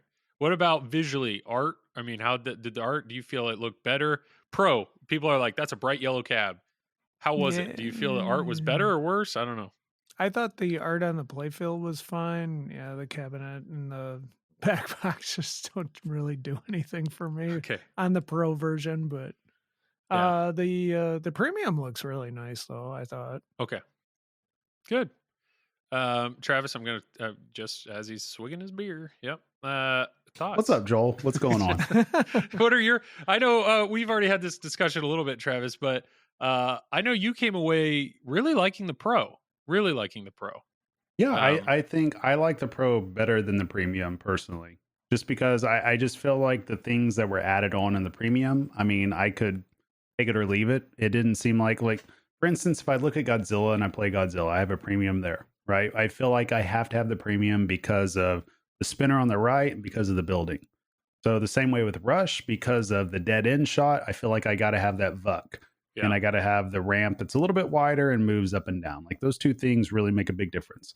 With Bond, I just personally, for my game style, I really don't mind not having the ball locks up top with, you know, next to the spaceship, however we want to call it. The rocket and the rocket. I'm going to try to keep this Spaceship PG-13. dildo. Okay, yeah, there we go. There, it's I know, out there now. Yeah. So yeah, you know, you got to be careful with the ball lock by the spaceship dildo. So you got to be careful there. Okay. But and then Bond on a wand, where he just kind of like poops Yeah. out the ball. It just that doesn't do anything for me yet. Just because, like we talked about, there's no way to control Bond and release him down onto that target or release the ball onto the target. But if that was already there, or if you had various spots to release the ball, then I would probably be saying something different. Then that would be something unique that would be worth looking at. But as of right now, it's not there. So I can't really comment on that. But I felt like the Pro just felt better overall to me Sure. when playing it. So, you know, on the right side, I love the right side of the playfield. Like I love how, you know, the ramp splits. I love the shot in between the ramp. That feels really good. I love how fast it goes between the ramps and then comes around to the upper flipper, and then you can rip a shot there. That I really enjoy. I really do like the left orbit Yep. of the game. That's a fun shot to do, that you hit it and it comes back around to your left flipper. So a lot of flow there, a lot of combo potential there. What I wasn't really keen on was just the eject or the scoop, whatever you want to call it, that's on the left-hand side. That seemed to really slow down gameplay a lot. And then it just kind of like just sent the ball out of control every single time. So, it didn't really feel like a shot you could hit on purpose either, really, on any of the copies. It just seemed like most of the time a shot would go there just because Just it fall happened in. to go there. Yeah, Yeah. it just happened to go there. Even during a multi-ball, it's like, okay, a shot went there because it happened to go there. But there was a unique shot, though, and I told you about this, Joel, that we discovered from the left flipper, and this was possible in all the copies we played. We played like 2 or 3 different versions of it. From the left flipper, you could hit Upper the or side lower? ramp. From the lower left flipper. Lower yeah. left flipper. Yeah, Oh, of you course, can the hit upper, side of course, yeah, the upper left flipper, you could hit the side ramp. Yeah, that would be weird Yeah. if you couldn't. But yeah, the lower left flipper, you could hit the side ramp too. So that Nice. was interesting. I mean, it was a tight shot, but it was still there. Okay. So it was just, you know, that geometry of the side ramp's interesting too, because sometimes the ball would go flying around there. Then other times it would like get caught up and come back down the right ramp. Okay. And then I guess the only other thing that I was kind of iffy on was every time that the ball got stopped in the right in lane with that post that would come up to stop the ball. I guess. Yeah. I forget if we were starting missions or whatever it was that we were starting, but then as soon as that post would go down, the ball more often than not would stay there. Oh, And we'd it kinda was have to like shake it stuck on loose. it? Oh. Yeah. Well, it's just because if you look at the pictures of it, it's so high up the in lane that sometimes it just kind of gets stuck right on that switch area, Huh. Hmm. like right on the lower part of it. And that happened on different copies. So I'm curious to see if that becomes an issue later on, or maybe it's just the way that the games are set up. Huh. I don't know, because I don't remember that happening during the Dead Flip reveal. Yeah, that'll be interesting to see. I do know one of the things I saw in the Dead Flip reveal was at least on the plunge. I know they said they haven't coded in all the super skill shots yet, but on the plunge, it doesn't look like there's an option, or maybe nobody did it, where you hold the left flipper and the ball actually goes all the way around. It looks like it was. It does do that. Okay. It does that. Yep, 'Cause I did that. All of their plunges were sending it up into the pops, but it seems like the way the ball exits out of the pops, at least on the Dead Flip stream, it sends the ball straight over to the top of the left sling, which then makes the ball potentially bounce straight out the left out lane. And I saw multiple people like plunge, didn't flip a single thing, ball goes out the left out lane. They plunge, like I think Mike Vinicor had Yeah. a ball where it happened, ball save happened, kicked him out another ball, and it happened again. So I hope some of these layout things, I don't know, are fixed or addressed, or it is Well, what it is. that depends on how it's set up too, because I know the pins that we played on at Expo, for me, every time it came out of pops, it fed the left in lane perfectly every single time. All So right. I think a lot of it just depends on setup overall Sure. too. So that might be variable just according to copy. But yeah, if you look, do you guys have the playfield brought up real quick No, in front of you? I'm trying to focus on the podcast that we're doing. Oh, so you're just you can just, you're like a savant. You can just talk about the playfield without even looking at it. No, I don't think it's that hard to kind of remember how it looks. Well, I'm I was just locked going in to on point. Tom, you know. Well, I was just going to point out, if you have the playfield up, look at where that post is on the right in lane. Okay, yeah, I and don't you'll have that. Yeah, you'll see exactly what I'm talking about. All right. listeners, I'm sorry that Tom and I are the most prepared ones. No, I apologize for this.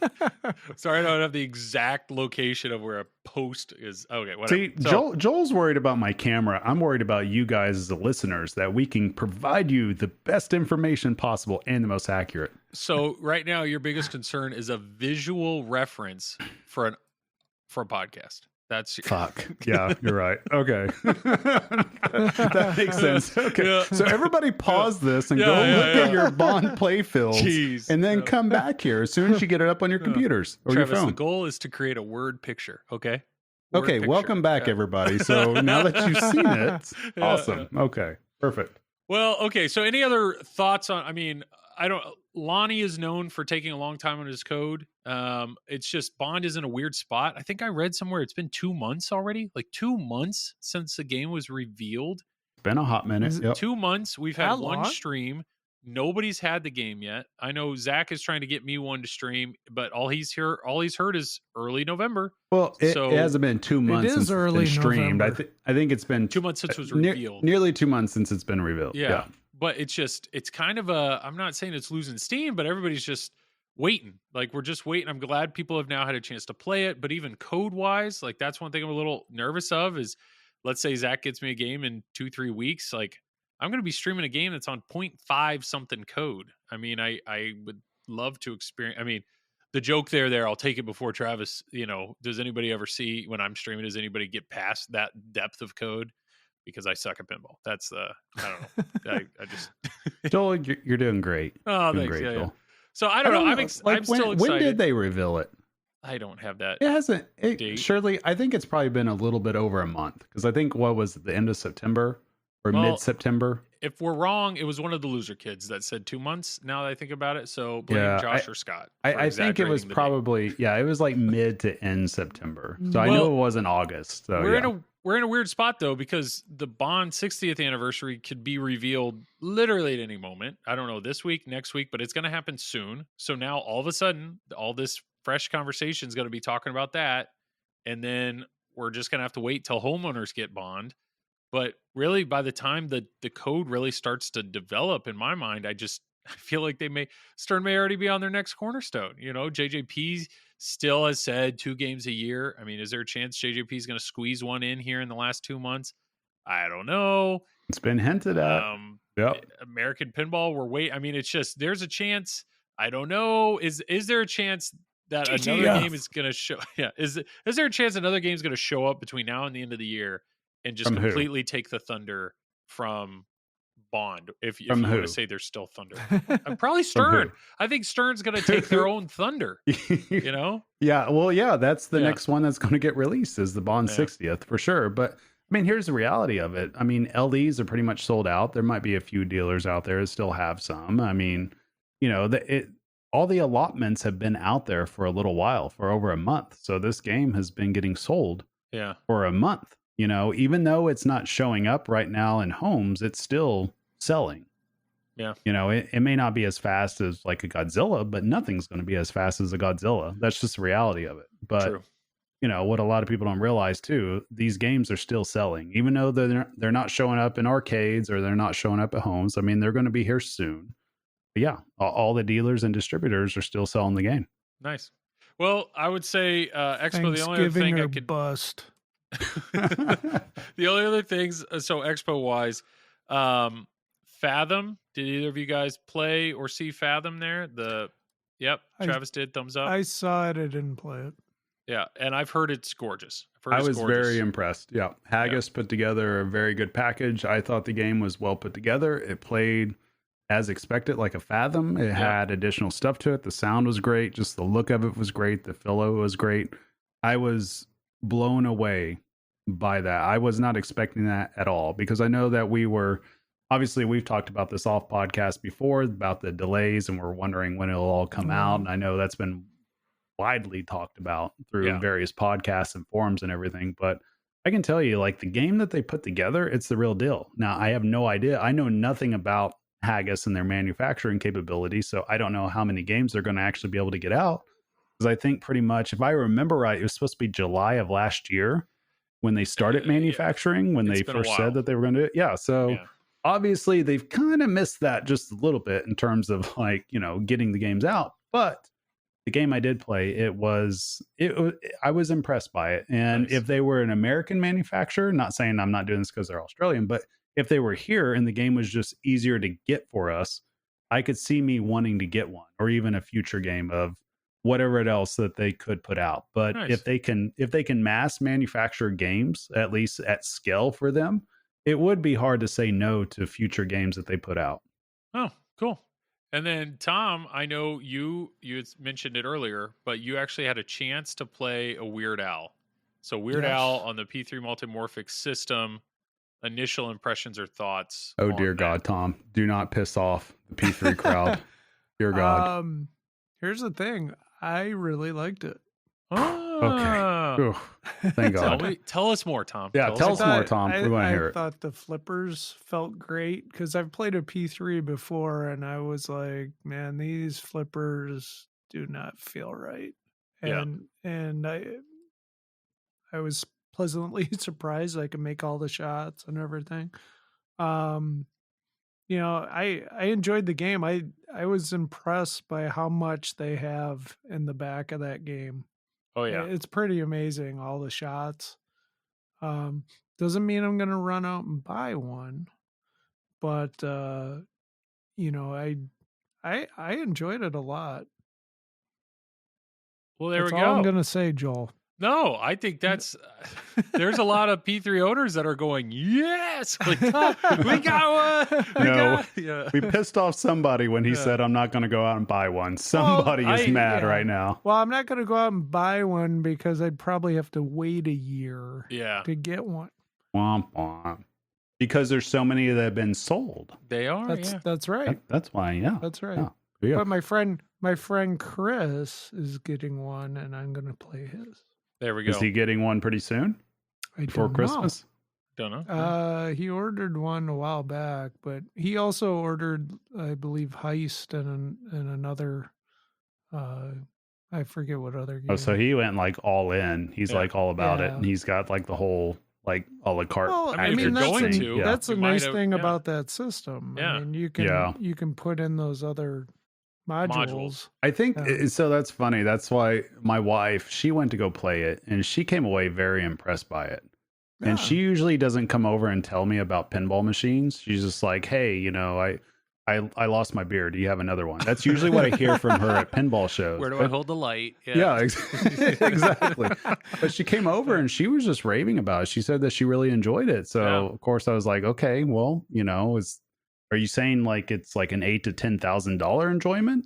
Because she had no idea what the price was, and she's like, well, it's like Sell Toy Story. is it a $3,000 or $4,000 enjoyment? That's the way she feels about it. But that makes sense because she is basically saying if we had the module already, Oh yeah. that she would be wanting to get that. So Oh, yeah. that made sense to me. But yeah, that's what I told her, Joel. I was like, okay, well, sell Toy Story and we yeah. can fund it. And she's like, whoa, calm down. So that's still where I'm at with P3. I still think it's I think it's really a very innovative and very cool, unique device. It's just like Weird Al to me is not a theme that I really care too much about. So if the next game or one of these modules ends up being a theme or ends up being something that does push me over the edge to actually buy the system, then yeah, I would absolutely buy it. Like I would buy Weird Al for $3,000 or $3,500, whatever it is for the module. I that makes sense. Yeah. But Yeah. I mean, for that's a whole new game for that relatively small amount of money. But it's not at a spot for me to commit fully to the system yet.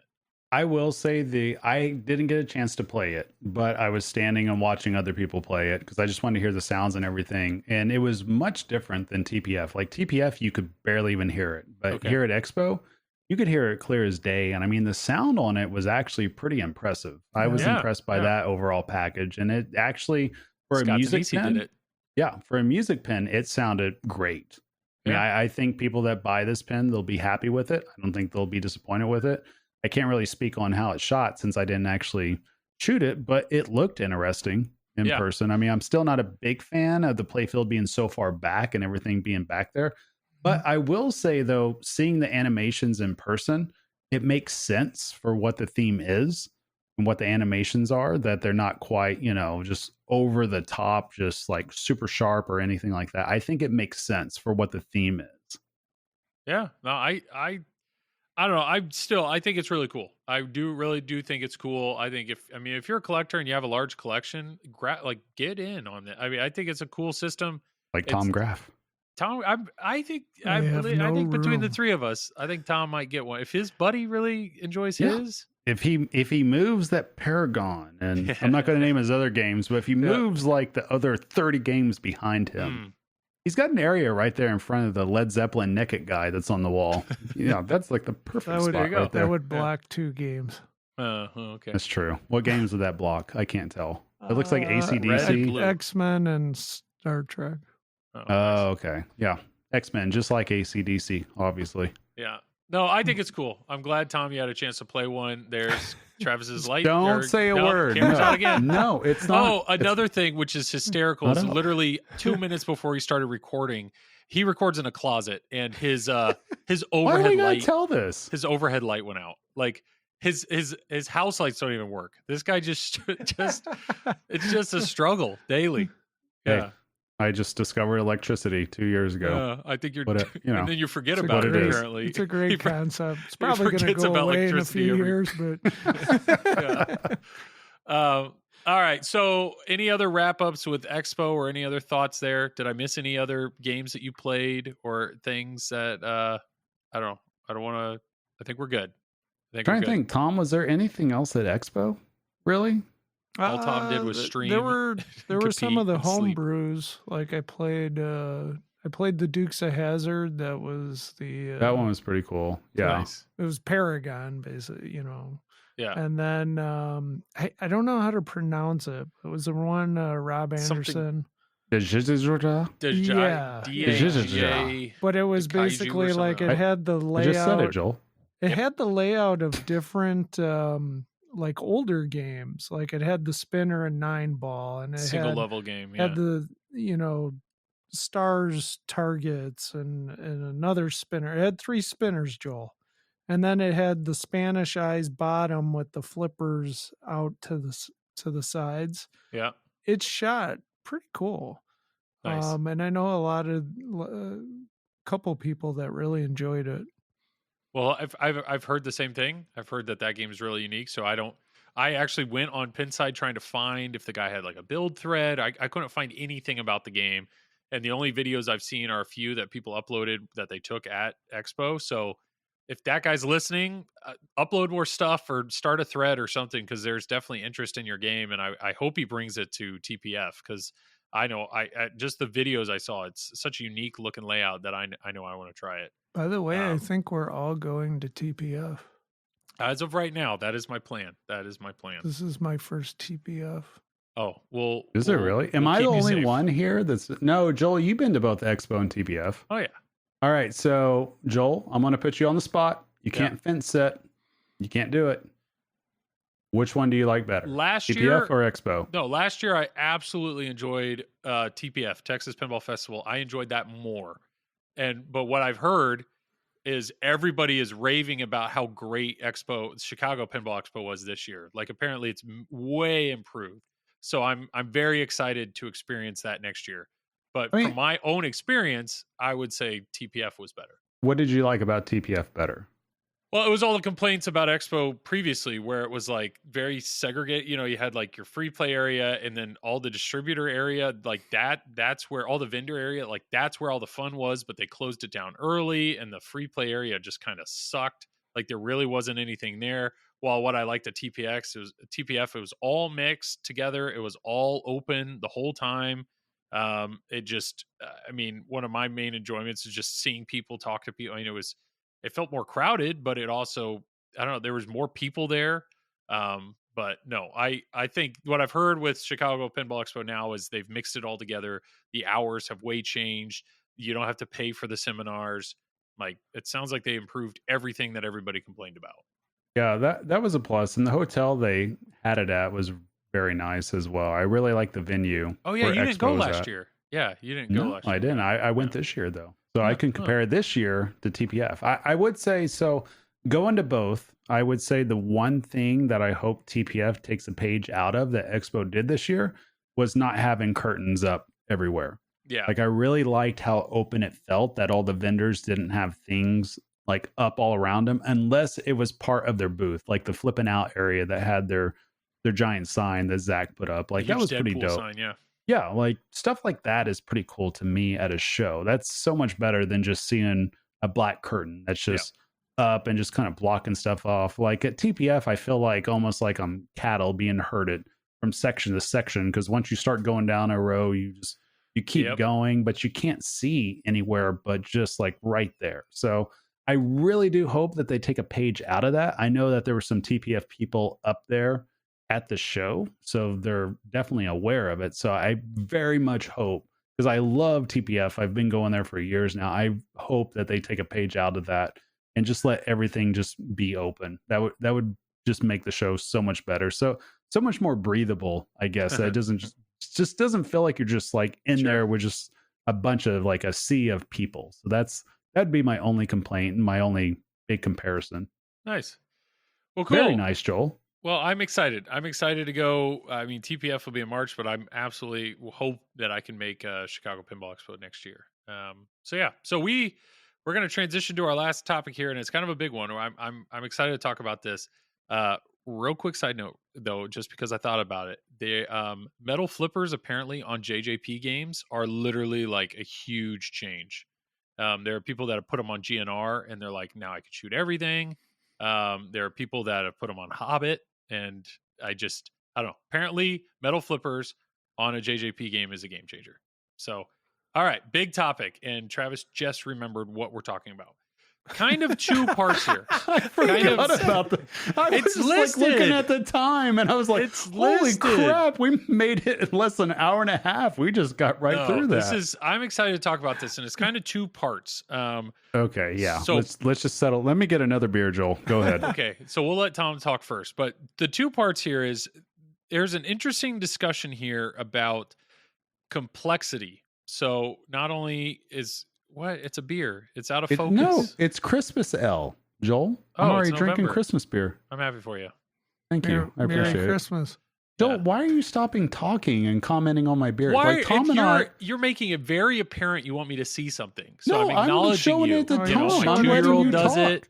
My No. 4-year-old does it. I'm letting you talk, Joel. I'm showing it to Tom because Tom appreciates. I'm here, he is I'm here. also a beer connoisseur. Got So it. I'm just showing I Tom like what I Yingling. have. Yeah. Okay. So Yingling's pretty good, but this is like Breckenridge Brewery, which is like a local brewery. Sorry, Joel. Now you acknowledge me, so now Tom and I got to talk about it. there are times, Tom, I wish this camera just never worked. You know? Yeah. So So Tom, it says it's yes. a Oh, multi full-bodied winter warmer. Yeah. Do you like that play of words right there? Multi full-bodied winter warmer. That's just something you drink in a comfy. A comfy, yeah. That's a great idea. Uh, So shout out to Breckenridge Brewery. You guys aren't sponsoring us, but they're you know definitely is what it is. listening. They're definitely listening. they are. One of them is. Yeah. If there is anybody that brews any beer of any kind, We'll please review email it. us at tripledrain@gmail.com, and we'll get Mr. Alcoholic over here, Travis, to review your beer. Yeah. Okay. Anyway. I like home brews. Okay. Yeah. Just bring it. Don't be picky. If anybody sends you Joel, beer. okay, yeah. wait a second. We're going to go down this road since we got a few minutes to spare. Joel, when I came over to your house, what did you offer me? Pumpkin beer, the stuff my wife likes. Exactly. Yeah. And Tom, when I came over to your house, what did you offer me? I think it's spotted cow. Exactly. So what I'm getting at is you two guys are cool. You guys are offering beer. So yeah, that's why I'm having a beer here, even though I'm Oh. drinking by myself. So it is what it is. Got it. Yeah. Okay. I'm sure so there's somebody listening drinking a beer though. once cheers to that guy. And or there's girl. probably somebody pissed off that I've totally derailed the conversation No. too. But this The is really only- Joel's fault. the Once you think only- about Women it, drink beer too, Joel. I said guys and Yeah. girls. I said it. The only complaint that we get Guys and girls. consistently, women, Joel, oh God, women. men and women, all of everybody. The only complaints we get is apparently people get frustrated that we interrupt each other. They're like, "Can you guys just let each other talk?" And that's literally what we do the whole time. But Okay. They need to sit in on our pre-production meetings is what they need to do.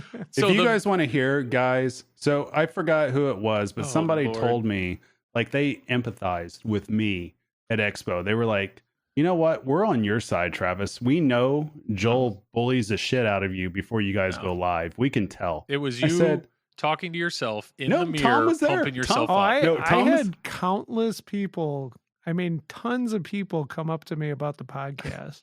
And I was like, oh, you're talking about the stream I'm doing here, right? And they're like, no, the podcast. I'm like, does anybody watch the stream? So many people watch the stream. They love the stream, Tom. But what But- we're saying is we appreciate it. Yeah. Thank you, everybody out there Thank that's you. Team Travis, and acknowledge that Joel Team bullies me before we go live. It's true. I You was could- there. I was there. And Tom was he there. was fully on Travis's side. Fully. It's He's a saint. It's very easy to support you, Travis, when you show up on time and your technology works. But your camera's gone out 4 times while we've recorded. And You know what? your overhead light in your closet doesn't even work. Like, it just, this is your fault. You do this to Okay. yourself. Those 2 points are very fair. Those are very fair points. But, okay, rebuttal. Somebody told me earlier that this is a podcast and it doesn't matter that it's on video. So it's Okay, like all people right. are listening. So we should be grateful, Tom, that his mic works. Okay. Yeah. Well, you don't have to be grateful, but at least my mic does kind of work. I mean, I'm here. You're probably pissed off my mic Hey. works half the time, but it's okay. So to our Patreon supporters, we said the first bill that we're gonna use that to pay for the artwork. I feel like I need to buy Travis a light bulb. Okay, just so that, we'll work on this. Okay, or we'll get him a webcam. Here we go. Here we are. We're actually gonna we're get ready. to. I'm going to the mute my main mic. topic. All right. So Tom, I want to start with you. But Okay. the deal is, the question is complexity, and we're going to talk about complexity on a playfield and complexity of code. But let's start first with the complexity of a playfield. When you read a lot of these owner threads, like Godzilla, a lot of the owner threads, people are like, how do I handle like the building, the Vux not like registering? Or there'll be the right spinner, the Mecha Godzilla mech is turning, or there'll be a ball hung up or something like that. Or you look at the Turtles thread and people are having trouble with their gliders. I thought mean, a we were lot of talking people- about code, Joel. No, we're going to start with mechanical. Oh, We're going to start okay. with mechanical. Okay, But gotcha. people have issue. I mean, it's a mechanical machine, so people have issues with it. But at the same time, there are people arguing that games today don't have enough mechanical magic. They don't have the mechs of the past, And I don't know, when you guys look at new games like Bond, some people were complaining that they felt Bond looked like scarce, or the Pro. There's nothing in it. But I don't know, like, how much do mechanical mechs play into your view of a game? Or, I mean, I know I personally understand mechanical mechs that's what's going to draw a novice person into playing the game, because they want to hit that, or they want to see what that mech does. But besides that, I don't know. I mean, do you guys have any thoughts there on, do you feel that games today don't have the mechanical magic of the past? And is that okay? I don't know. Tom, your thoughts? I don't know. I mean, yes. Perfect. Oh God. That's the another best soundbite right there. I know, Soundbite yeah. ever right there. Yeah. Thank you, Tom Graf. So, it's funny because I don't think that all the games need big mechanical toys. Okay. Like take Magic Girl for instance. I mean, that game's loaded with a bunch of junk, right? Yeah. Right. Oh, I yeah, mean, we forgot to talk about that. Yeah, Yeah. it's just a plastic heap. Yeah, that's our Yeah. report from Expo. Okay, go ahead, Tom. So, You're right. but you take a game like Deadpool. I mean, you don't have a lot of mechanisms in Deadpool, but it shoots frickin' amazing. The rules are great. 2 ramps, a bunch of drop targets. Unless, I mean, you have the premium, right?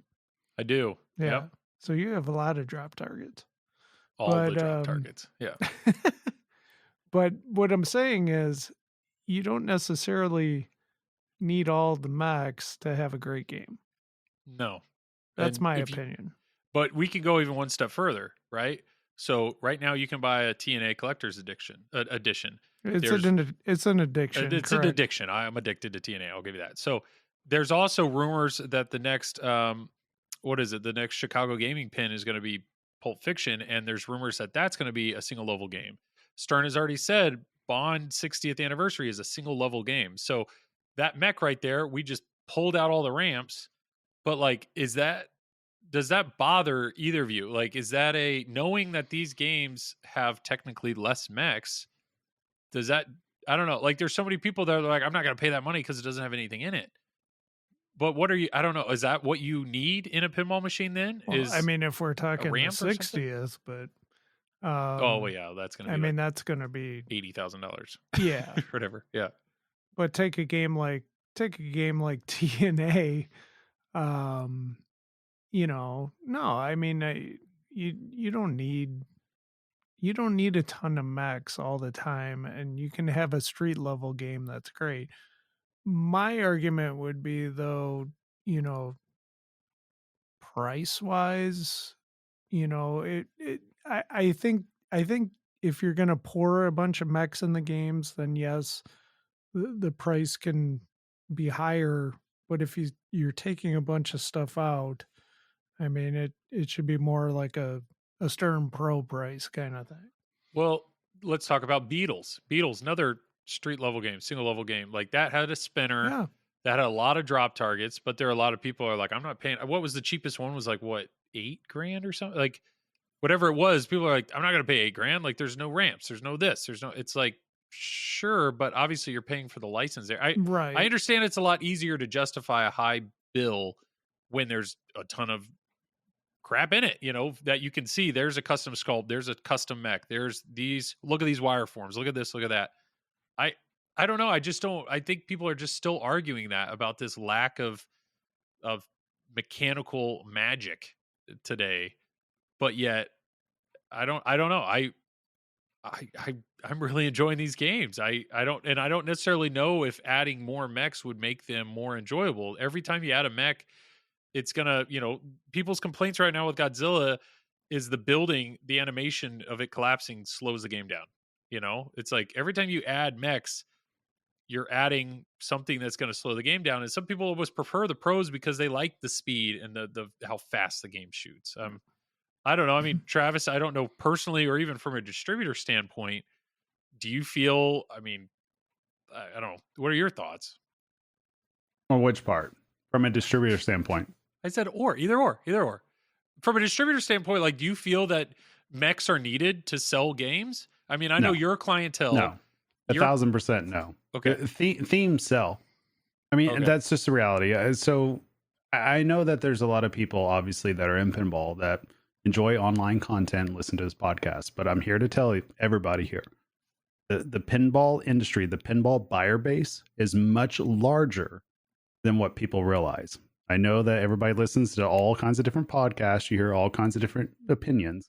I'm here to tell you because I live it every single day from 8 a.m. till sometimes 10 a.m. No, I work longer than that. But there are people that can't find the power button on the game, right, Travis? Oh, yeah. Yeah. I'm telling you, the buyer base for pinball is so much larger than what people that are on Pinside, that listen to podcasts, that are on Facebook forums, and what they realize.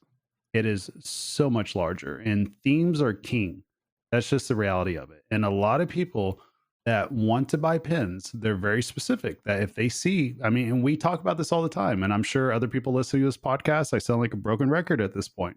If somebody is brand new to pinball, every single theme is the first time that they've seen it, even if it's been made 5, 6, 7 years ago.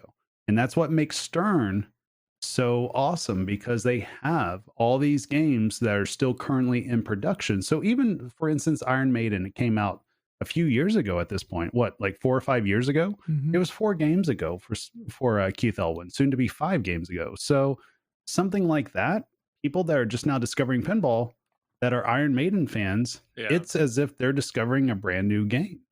And a lot of people, they do not care about the mechs that are in it. They don't.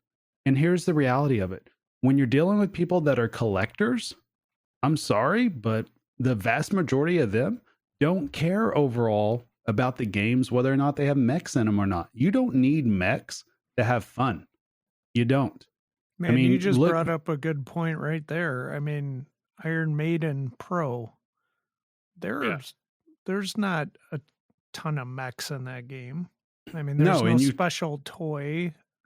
Exactly. You got the target in the back, but that's the closest thing to a actual toy in that game.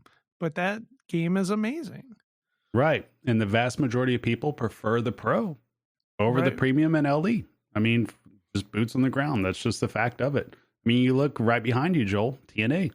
Not like that game has a ton of mechs on it, yet a lot of people very much enjoy that game. Yeah. So there's just been this notion that's kind of hit Pinball in terms of the podcast, in terms of Pinside, that, oh, we got to have this coil count, we got to have this many mechs, we got to have magic under glass, this and that.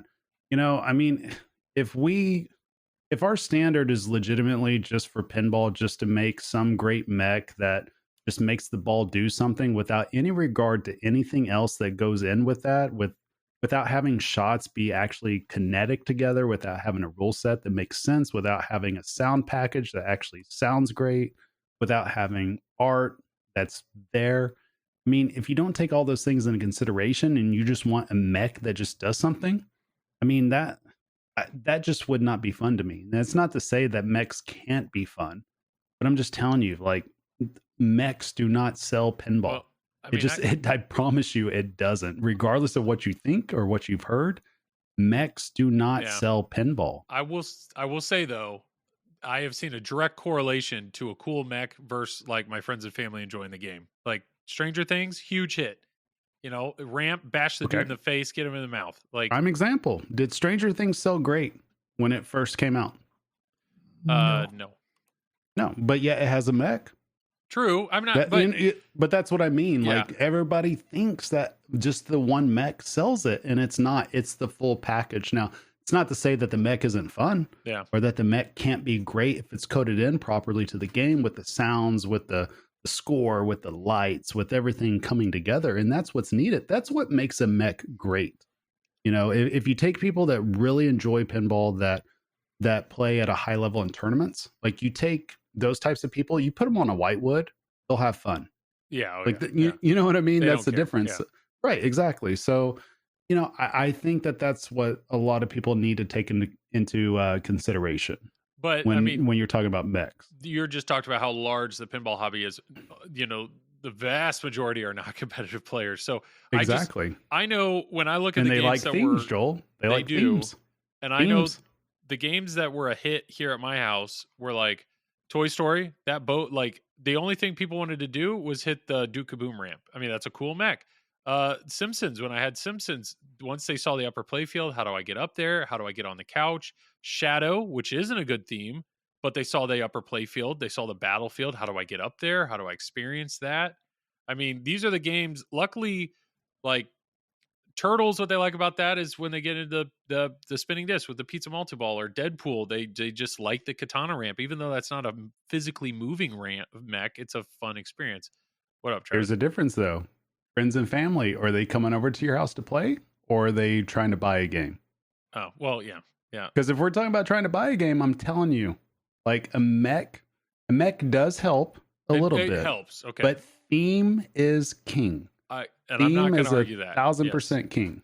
But and a lot of people just need to wrap their head around that when they talk about, you know, quote unquote world under glass. I mean, it's just these pens that people have a hard time keeping them in stock. There's a reason why Stern is producing more games than they ever have before. You know, there's a reason why prices keep going up. Yeah, because the themes are great. People keep buying them. I mean, that's the way that this is going. I mean, people think that the market is softening, and I'm telling you right now, it's really not. It's really not. I think I mean, I'll agree. I don't think, like, my brother-in-law, he loves Medieval Madness, and I think some people argue the Medieval Madness castle is like one of the best mechs ever in pinball, and I get that. And don't get me wrong. I mean, I think we're all for having good mechs in a game, but I don't think you have to have a good mech to make a good game. It's not everything. It can be something, but it's not everything. And if prices are going up we want to see more. We want to make sure we feel the value is there, and it's a lot easier to justify value when we see mechanical things. Case in point, people are saying that when they played Bond at Expo, apparently on a premium, it looks like the two pop bumpers are linked together with one driver. So what that means is if one pop is detected, it pops both of them. And that's exactly what they do on home pins to avoid needing another node board. So there are people already having that conversation of like, are you serious? Or is the premium and the LE, like, is Stern saving money by, instead of putting in another node board and making those independent, are they counting coils, but apparently that's not the case on the Pro. But the Pro doesn't have the up post for the Bond on the wand. The Pro, doesn't have there's another diverter that's on the premium. It's so they could spare the coil count. I don't know, but that's the one thing. If prices are going to go up, we want to make sure it's easy to justify that. Like, well, I can see it, but I don't. Tom. The thing is too, Joel, is that there's a lot of people in pinball that haven't necessarily experienced the DMDs either. True. The vast majority of pinball, what they understand is LCDs. So knowing that, that's why I want to preface this, because Tom, more than anybody, he has more experience in the pinball hobby than probably 95% of people that are currently in the hobby. Yeah. And so he knows the solid states, he knows the EMs, he knows the DMDs, all the way up to the LCDs. So Tom, for you, knowing that information, what's the major differences that you really see between like an LCD that's coming out currently from Stern or from Jersey Jack or even Spooky, since they got, their LCD screen on there? What's really the difference between that and the DMDs that used to be? Like, do you see value in that in terms of how it brings out a theme and information and everything? Oh, the LCD, absolutely. It's you got so much more information on LCD to a DMD. It's crazy. And, that brings into coding and the game rules and everything. It's just a big change from, hit these 3 shots and you're done to, exploring a game now. It's crazy. Yeah. There's definitely a bigger complexity to the rules, these last 5-10 years than there was before. And Tom, that's a incredible transition that I am going to ignore because I'm not done talking about mechs. But all I wanted to say is a lot of people that complain about mechs, it always comes back to John Papaduke. Like, John Papaduke's games have crazy ramps in them. They have lots of magnets, a lot of unique mechs. A lot of people are like, why can't we get Tales of the Arabian Nights level mechs? Why can we not get Magic Girl? Why can we not get, Circus Voltaire? Like, unique, I don't know. And it's just, I get it. I agree. When I shoot a John J Pop game, like, the ramps feel awesome. I can't argue that. But at the same time, I don't know. The mechs, in my mind, like Medieval Madness, I don't want to own Medieval Madness because once I've experienced that castle go down a few times, I'm good. And the code isn't enough for me to want to keep playing it. But yet I say that somewhat hypocritically, like, I'm buying Godzilla Premium because of the mechs. I know the code's amazing. I know it shoots amazing. But as somebody who's had the Pro in his house, I know I'm missing the building going down. I know I'm missing the turntable Mecha Godzilla. I know I'm missing bridge multi-ball, like the bridge mech. Like, and you guys both have an LE and a Premium. So right. So if you knew that the code was just complete trash, like, let's just pretend that there's some reality out there where Keith somehow just screwed up Godzilla. Right. Sorry, Keith. But I'm saying that, like, in the multiverse, like somewhere out there, the code's just not up to snuff. Would you still get it just because you see a building going up and down? No. Good point. No. Exactly. Even exactly. though it's the whole package. Yeah. The whole package. Yeah. Well, okay. So let's say I used Tom's amazing transition.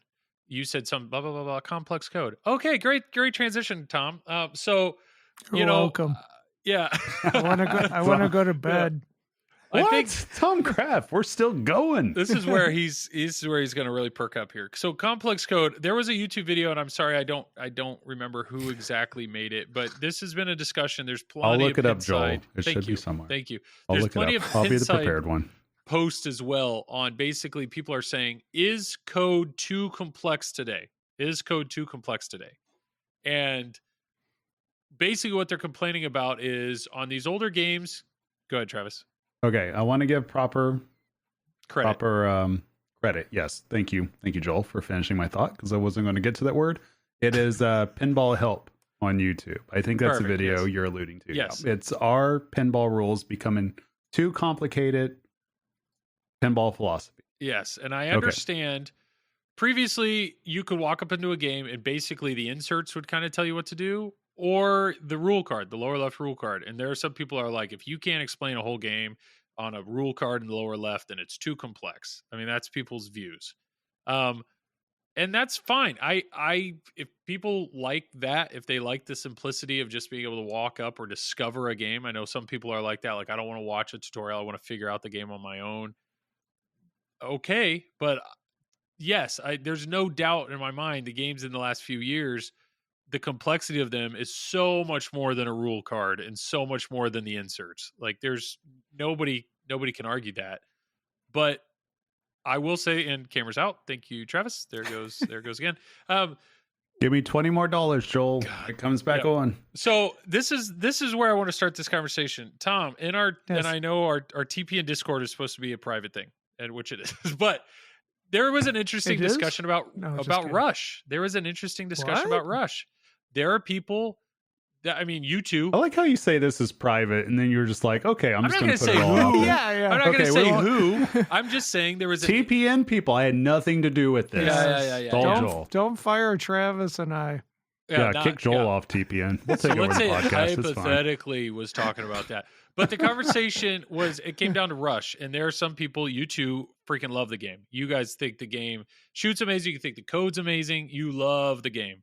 And then there's other people that they're like, I don't like it at all because I have no idea what I'm doing. And that brings up code. It's like, you guys see what Ray Day and Timmy have done and the depth of that code and the ways you can tackle it. I mean, your brains fully understand it and comprehend it and love every second of it.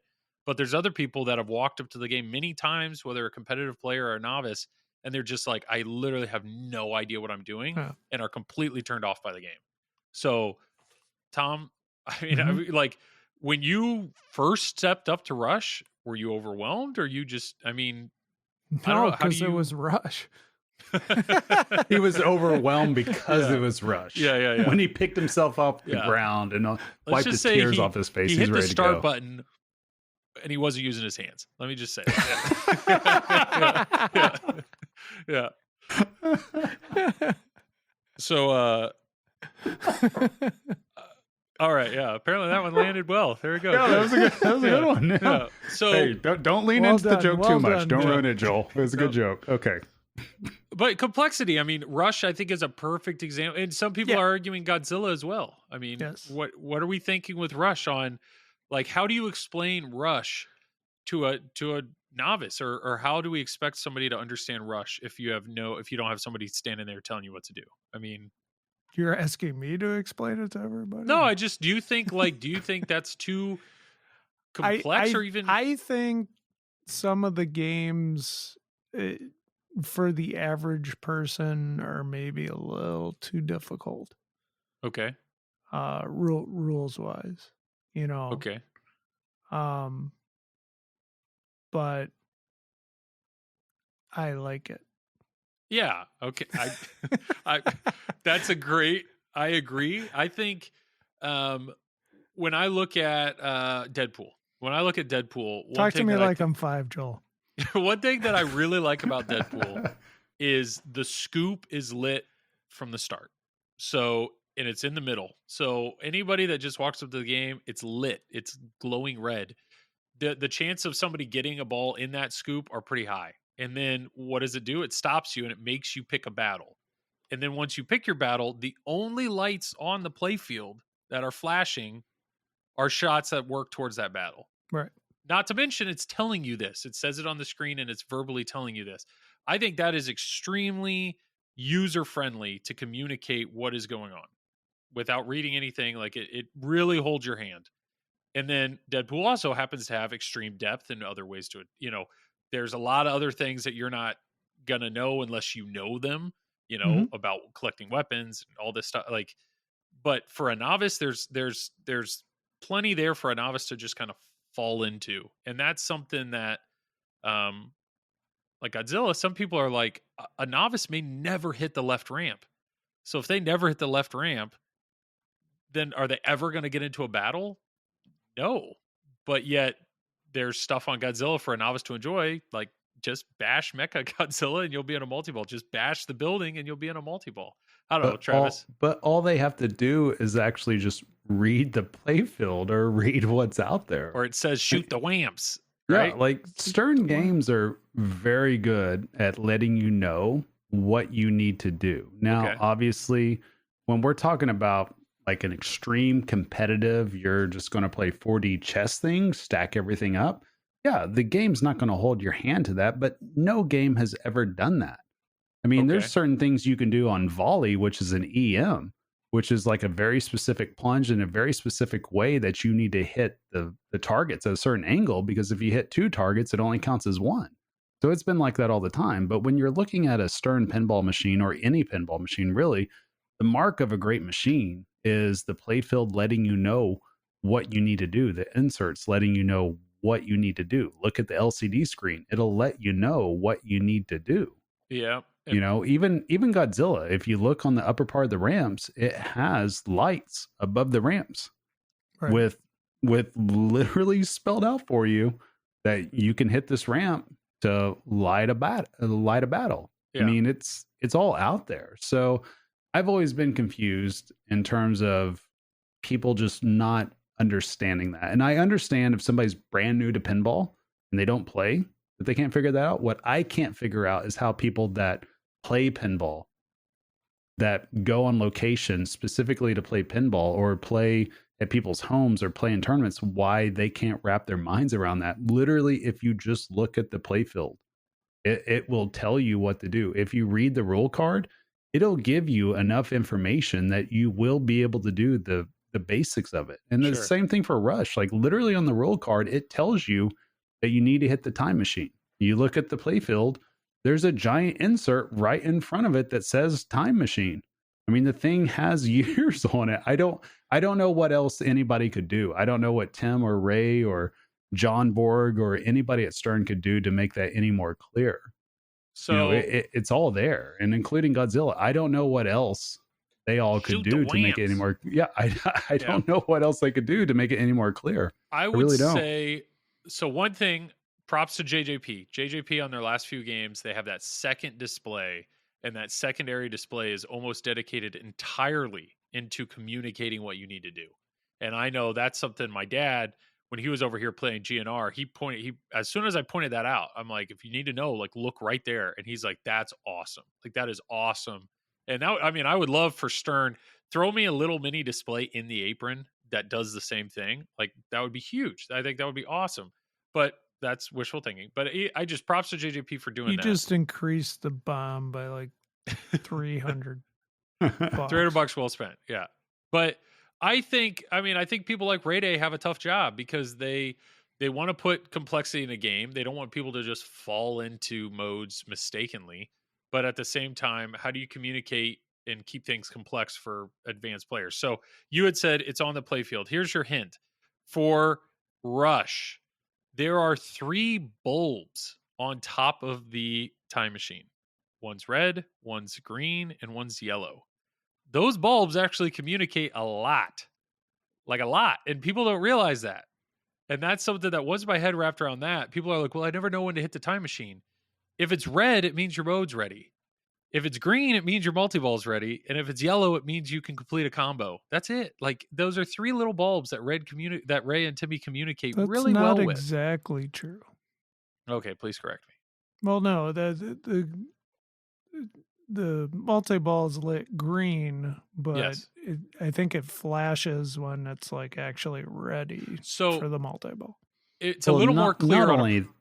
Not only that, you could trap up and look at that LCD screen and just read. But it's all right there. But a novice, I know that. A novice can't trap up though. Even if a novice, if you're listening to this podcast and you're a novice, and you're not sure where you're at, just keep chimp flipping and eventually you'll get there. If you feel like you can't trap up, just keep hitting something.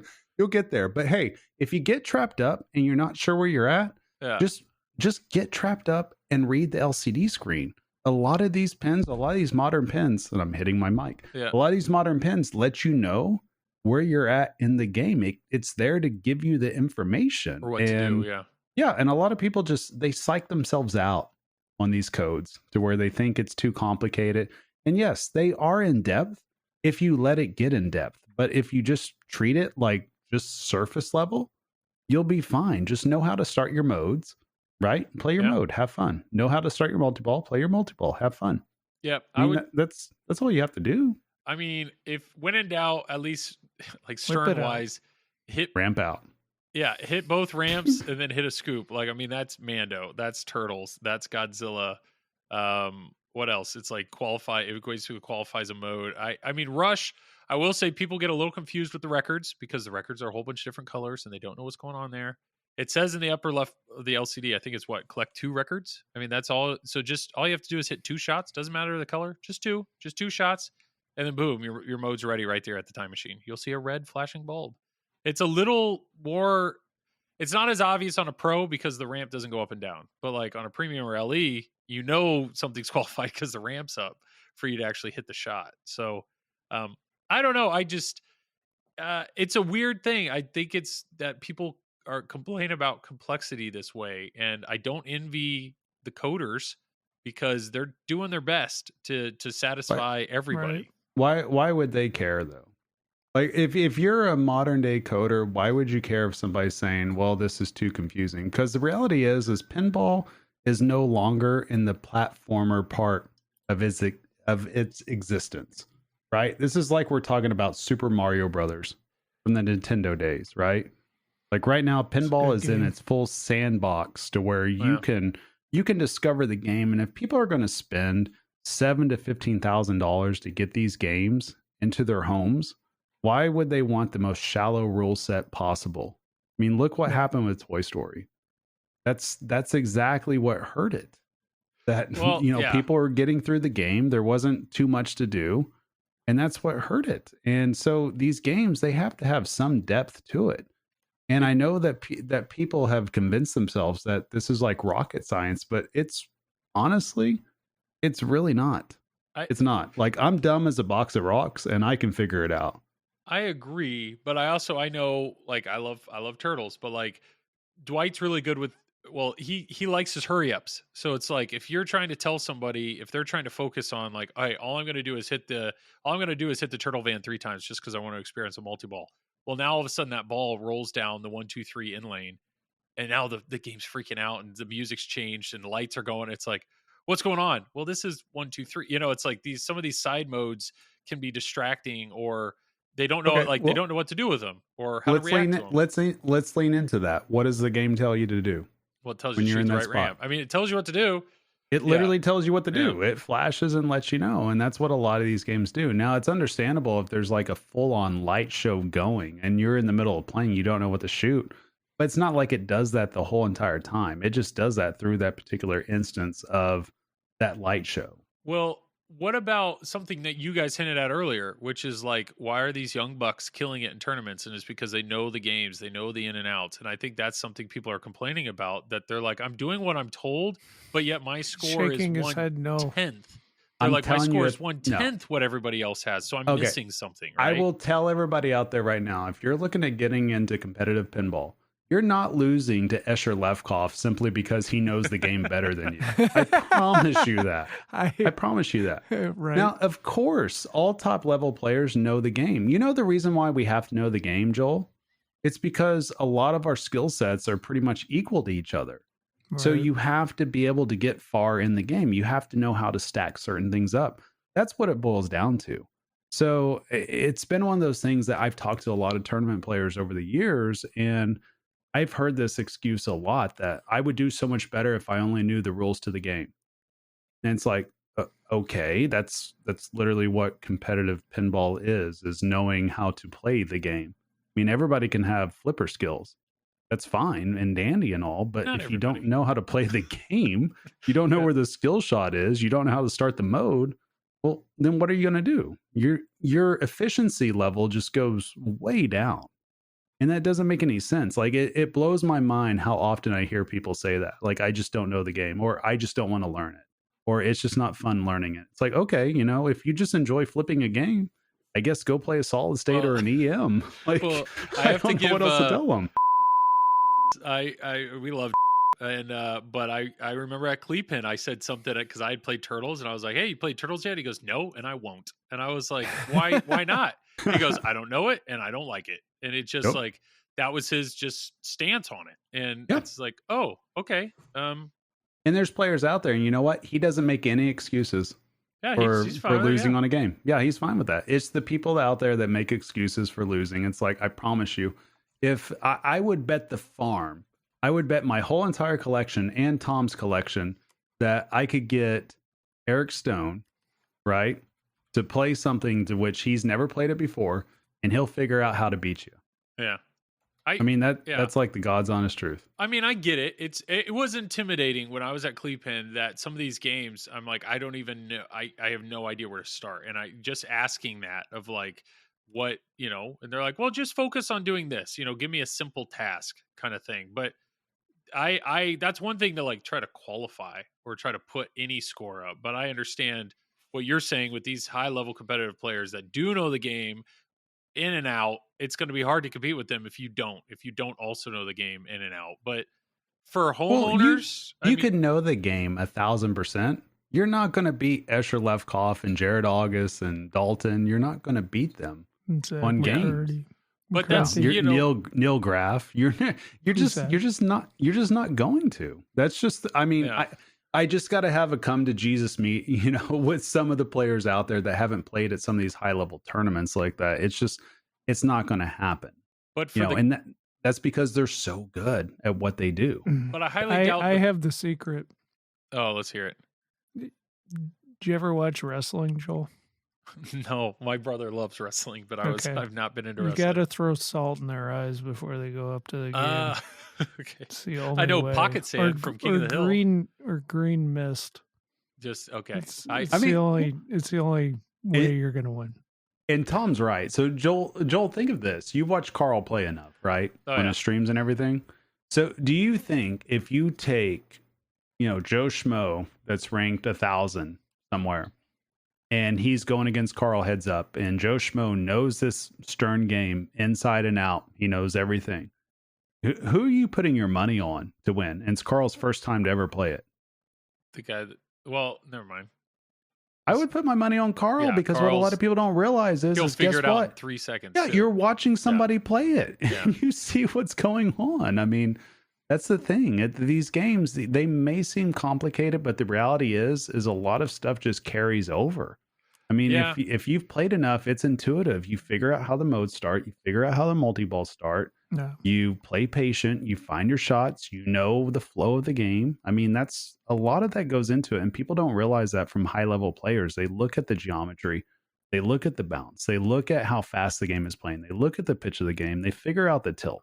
There's all these other aspects. So the whole notion of like pay to play and pay to win and all this and that, like, no.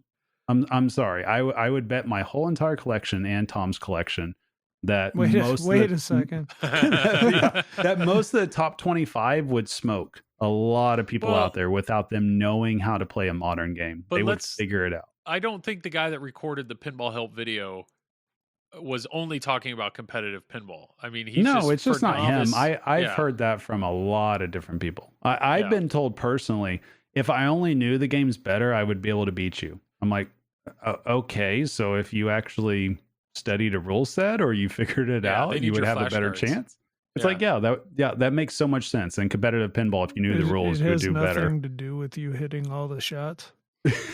Zero. Yeah, I can Zero. debunk that myth. By the way, yeah, hitting shots is important. Well, I like that's why when I streamed Rush and Ray Day was on my stream telling me what to do, it was awesome. I mean, some of the best games I've ever had. I Joel, know I had a hit game, this. Hit know. this. and the problem is No, I you got to couldn't hit it. I couldn't Hit hit it, Joel. Yeah, But I streamed Avengers for a while, and I had Travis actually on stream with me once, and I know Nick Pinsomniac did it with me once, and like those are some of my best games because all I had to do is focus on hitting shots, and somebody that really knew the rules was able to and see it was like, hey, you actually want to hit this shot now because that's going to prepare this, and boom, now your super jackpot's lit. It's like, I get it. There's an importance there, but I think the guy that made that video and the argument here is there a chance that, and some people are like, I don't want to buy any of these modern games because they're too complex. They're too, I don't know. And I do know that like Reyes said that they purposely put in a home mode or an easy mode. Like they have versions of the code where they try to make things simpler or easier for you if that's a complaint of yours. But I think the three of us are all in agreement. Like, don't make games easier. Don't strip things out. No. Like we want, keep them deep, keep them complex, keep us coming back for more. And I don't know what to say. If you want simple, go play Yahtzee. Roll some dice. That's an easy game to figure out. Go play Yahtzee. Yeah. I mean, because pinball, in all reality, I think honestly, Joel, people just psych themselves out. Yeah. They have themselves convinced that the rule sets are just so ultra hard that they can't figure it out. Honestly, here, everybody, all the listeners, I'll give everybody homework. Here we go. Thought experiment. All right. We can say Godzilla or Rush or whatever game you want to pick. Like literally just go on Tilt forums or find the Stern PDF. If you look up a game, Stern puts out a lot of different PDFs. Just read on how to start the modes. And then all you got to do is just spend 2 to 5 minutes. Yeah. And that's it. And then go play the game. Or there's a lot of good streams. There's a lot of good streams or YouTube videos with basic. I mean, props to Ray Day. Oh, yeah. He has some crazy tutorial videos on the games that he made, like coded, explaining all the ins and outs. And I mean, if you don't have the attention span to like focus while he's telling you how to do it, then I can't help you. But I mean, I get, for anybody that's active in pinball, or if you're a fan or you bought the game, then yeah, it's probably worth your time to spend 20 minutes really learning it. But if you're a novice, I get it. I get the complaint of, if I just had my wife walk up to a pinball machine and just assume she'd magically know what to do, that's hard. All we can encourage them to do, though, is read the inserts, read the LCD, and read the card. I mean, that's... But it's just like chess, though. Like, you understand the bare basics of chess, right? Yeah. Mm-hmm. Are you going to go beat a grandmaster? Fuck no. No. Oh, sorry. Because they know all the strategy, the tactics, all the ins and outs. And it's the same way for pinball. Yep. I mean, there's nothing, you don't have to know every single detail. I mean, the thing is, with elite players, not everybody knows what everything does. We share information. If you don't know, just ask. Like, Well, people will tell you, and you don't yeah. have to know what everything does exactly. You don't have to know what everything scores exactly. All you got to figure out is your pathway to what you want to do. I mean, you already said that with the Mando exploit. Like, you knew it and Jared knew it, and then it spreads. So Yeah, you could ignore the whole entire game and just do that for now until they change it around. But yeah, that's the reality of it. There's a lot of these games that you could pick a path and just take it. I mean, take like Elder Ring or whatever that game's called. Elden Ring. Elden Ring, yes, Elden Ring. So you could have like what, 10, 12 different builds or whatever. Yeah. Like, do you have to know every single build to enjoy the game? What the hell are you but the talking game, about? it's a video game, but the game It's a has a video game. tutorial. That's the thing about video games, is they All these have games tutorials. have PDFs or tutorials. We have the internet. Imagine somebody trying to figure out Taxi back in the 80s or early 90s before the internet. Yeah, you got Like, imagine Marilyn that. yelling at you. Hello, taxi. Yeah, exactly. Because there was games like starting in the late 70s or early 80s, they went above and beyond the index card showing the rules. Oh, okay. I don't know. Any other, I don't know. Tom, do you have anything else? Complexity of rules? Do you sympathize with the guy? Do you have any ideas on how, or do we fix it? Do we change anything, or what do we do? No, I don't think you change anything. I mean the rules are a little more complicated than they used to be. But yeah, I mean, it's like Travis is saying, you just gotta be intuitive and learn things. Yeah. Well, I do think it is funny that, to wrap it up, like, people complained about Avengers and the gyms. And they're like, what are they? Why do I care? And where am I supposed to put them? So many people were so caught up with that. And even when I interviewed Keith Elwin, he was surprised. He's like, so many people were caught up about where to put the gyms. And the truth is, it doesn't matter. Like, just, if you just want to play the game, just it doesn't matter, but people struggle with that. People struggle with the idea of I'm making a choice, but I actually have no idea why I'm making that. And there are other people that complained about like JJP Pirates, because at the very beginning they have to make a choice on what character they're going to play, but they don't really understand why you pick one character over the other. And or almost like, am I dooming myself from the very beginning? I mean, Turtles, you have to make a choice on your character. Well, who do I, like, what do I do? It's like, just calm down, like it'll be okay. And I don't know. It's if you just care have enough, fun. yeah, if you care enough, you'll figure it out. If you just want to have fun, just pick something and just flip.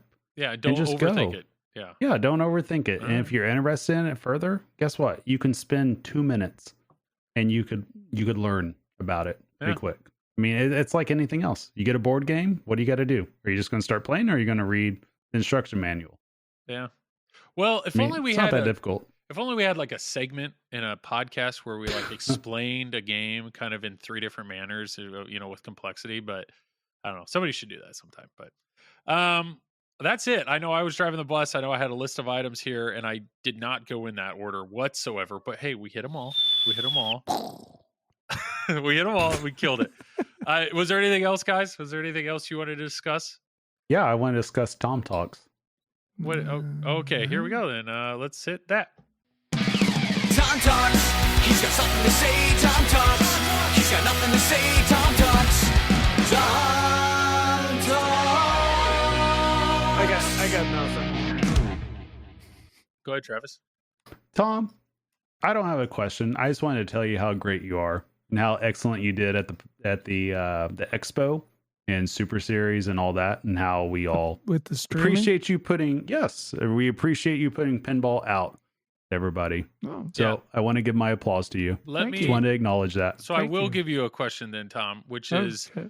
what is something about pinball streaming that the viewer probably doesn't know about? Like a challenge or something. Like, what do you think some of the viewers don't realize is actually happening while you're streaming a tournament? Like behind the scenes, or I guess Sure, I like, don't yeah, understand. Travis gives you a good example there in chat. Like, what do you think people don't realize or recognize or know? Oh my god! about Yeah, streaming. the actual setup is in takedown. It's just the planning beforehand, and then getting there, setting everything up. I mean, Neil helps me a little bit, but I'm pretty much a one-man show, so yeah, it takes a lot to get everything set up. But kind of a funny story. There was a guy at Expo. I was talking to Jeff Teola, so he'll remember this if he's listening. And he wanted to announce, and he's not really a pinball guy, but he was at the show, and he said he does announcing for like Street Fighter or something like that. And first of all, he said he wanted to get in touch with the Fox Cities pinball team, and I just kind of looked at Teolis, and he looked at me, and he's like, "Well, he's the team. Yeah. Like he's the one-man show." Well, anyways, the guy's like, I really want to announce it, and I was kind of, how can I help out? And Jeff goes, well, Tom needs some people to help him break down afterwards. You going to be around? All of a sudden, the guy's just attitude just went 180, and he's like, well, I'm kind of busy right now, and and then he like took off, and we were just sitting there laughing. But yeah, it takes a lot of work to get things going. Yeah, it's clearly a labor of love. Like you have an incredible setup. You have an impressive setup. I know, just a random, like George Fisher did the whole flipping the script stream, and it's just like seeing his setup. That's the one thing that Which was awesome. Anybody that's streaming, the amount of effort that's put into actually like technically doing it, and then the mental capacity that you have to stay focused. You're trying to compete, you're trying to be a TD, and you're trying to make sure the stream is just working and being entertaining. And you have to fight internet. You have to fight the wireless signals of these transmitters. I mean, there's Batteries. That's one thing we know bad Travis video has no cards. concept of, is trying to stay on top of batteries staying charged and working. Hey, his camera works enough to flip me off. Thank you. Yeah. But yeah, no, props to you, Tom. Oh, great. Here thanks. comes the hate mail. Thanks, you guys. I really appreciate that.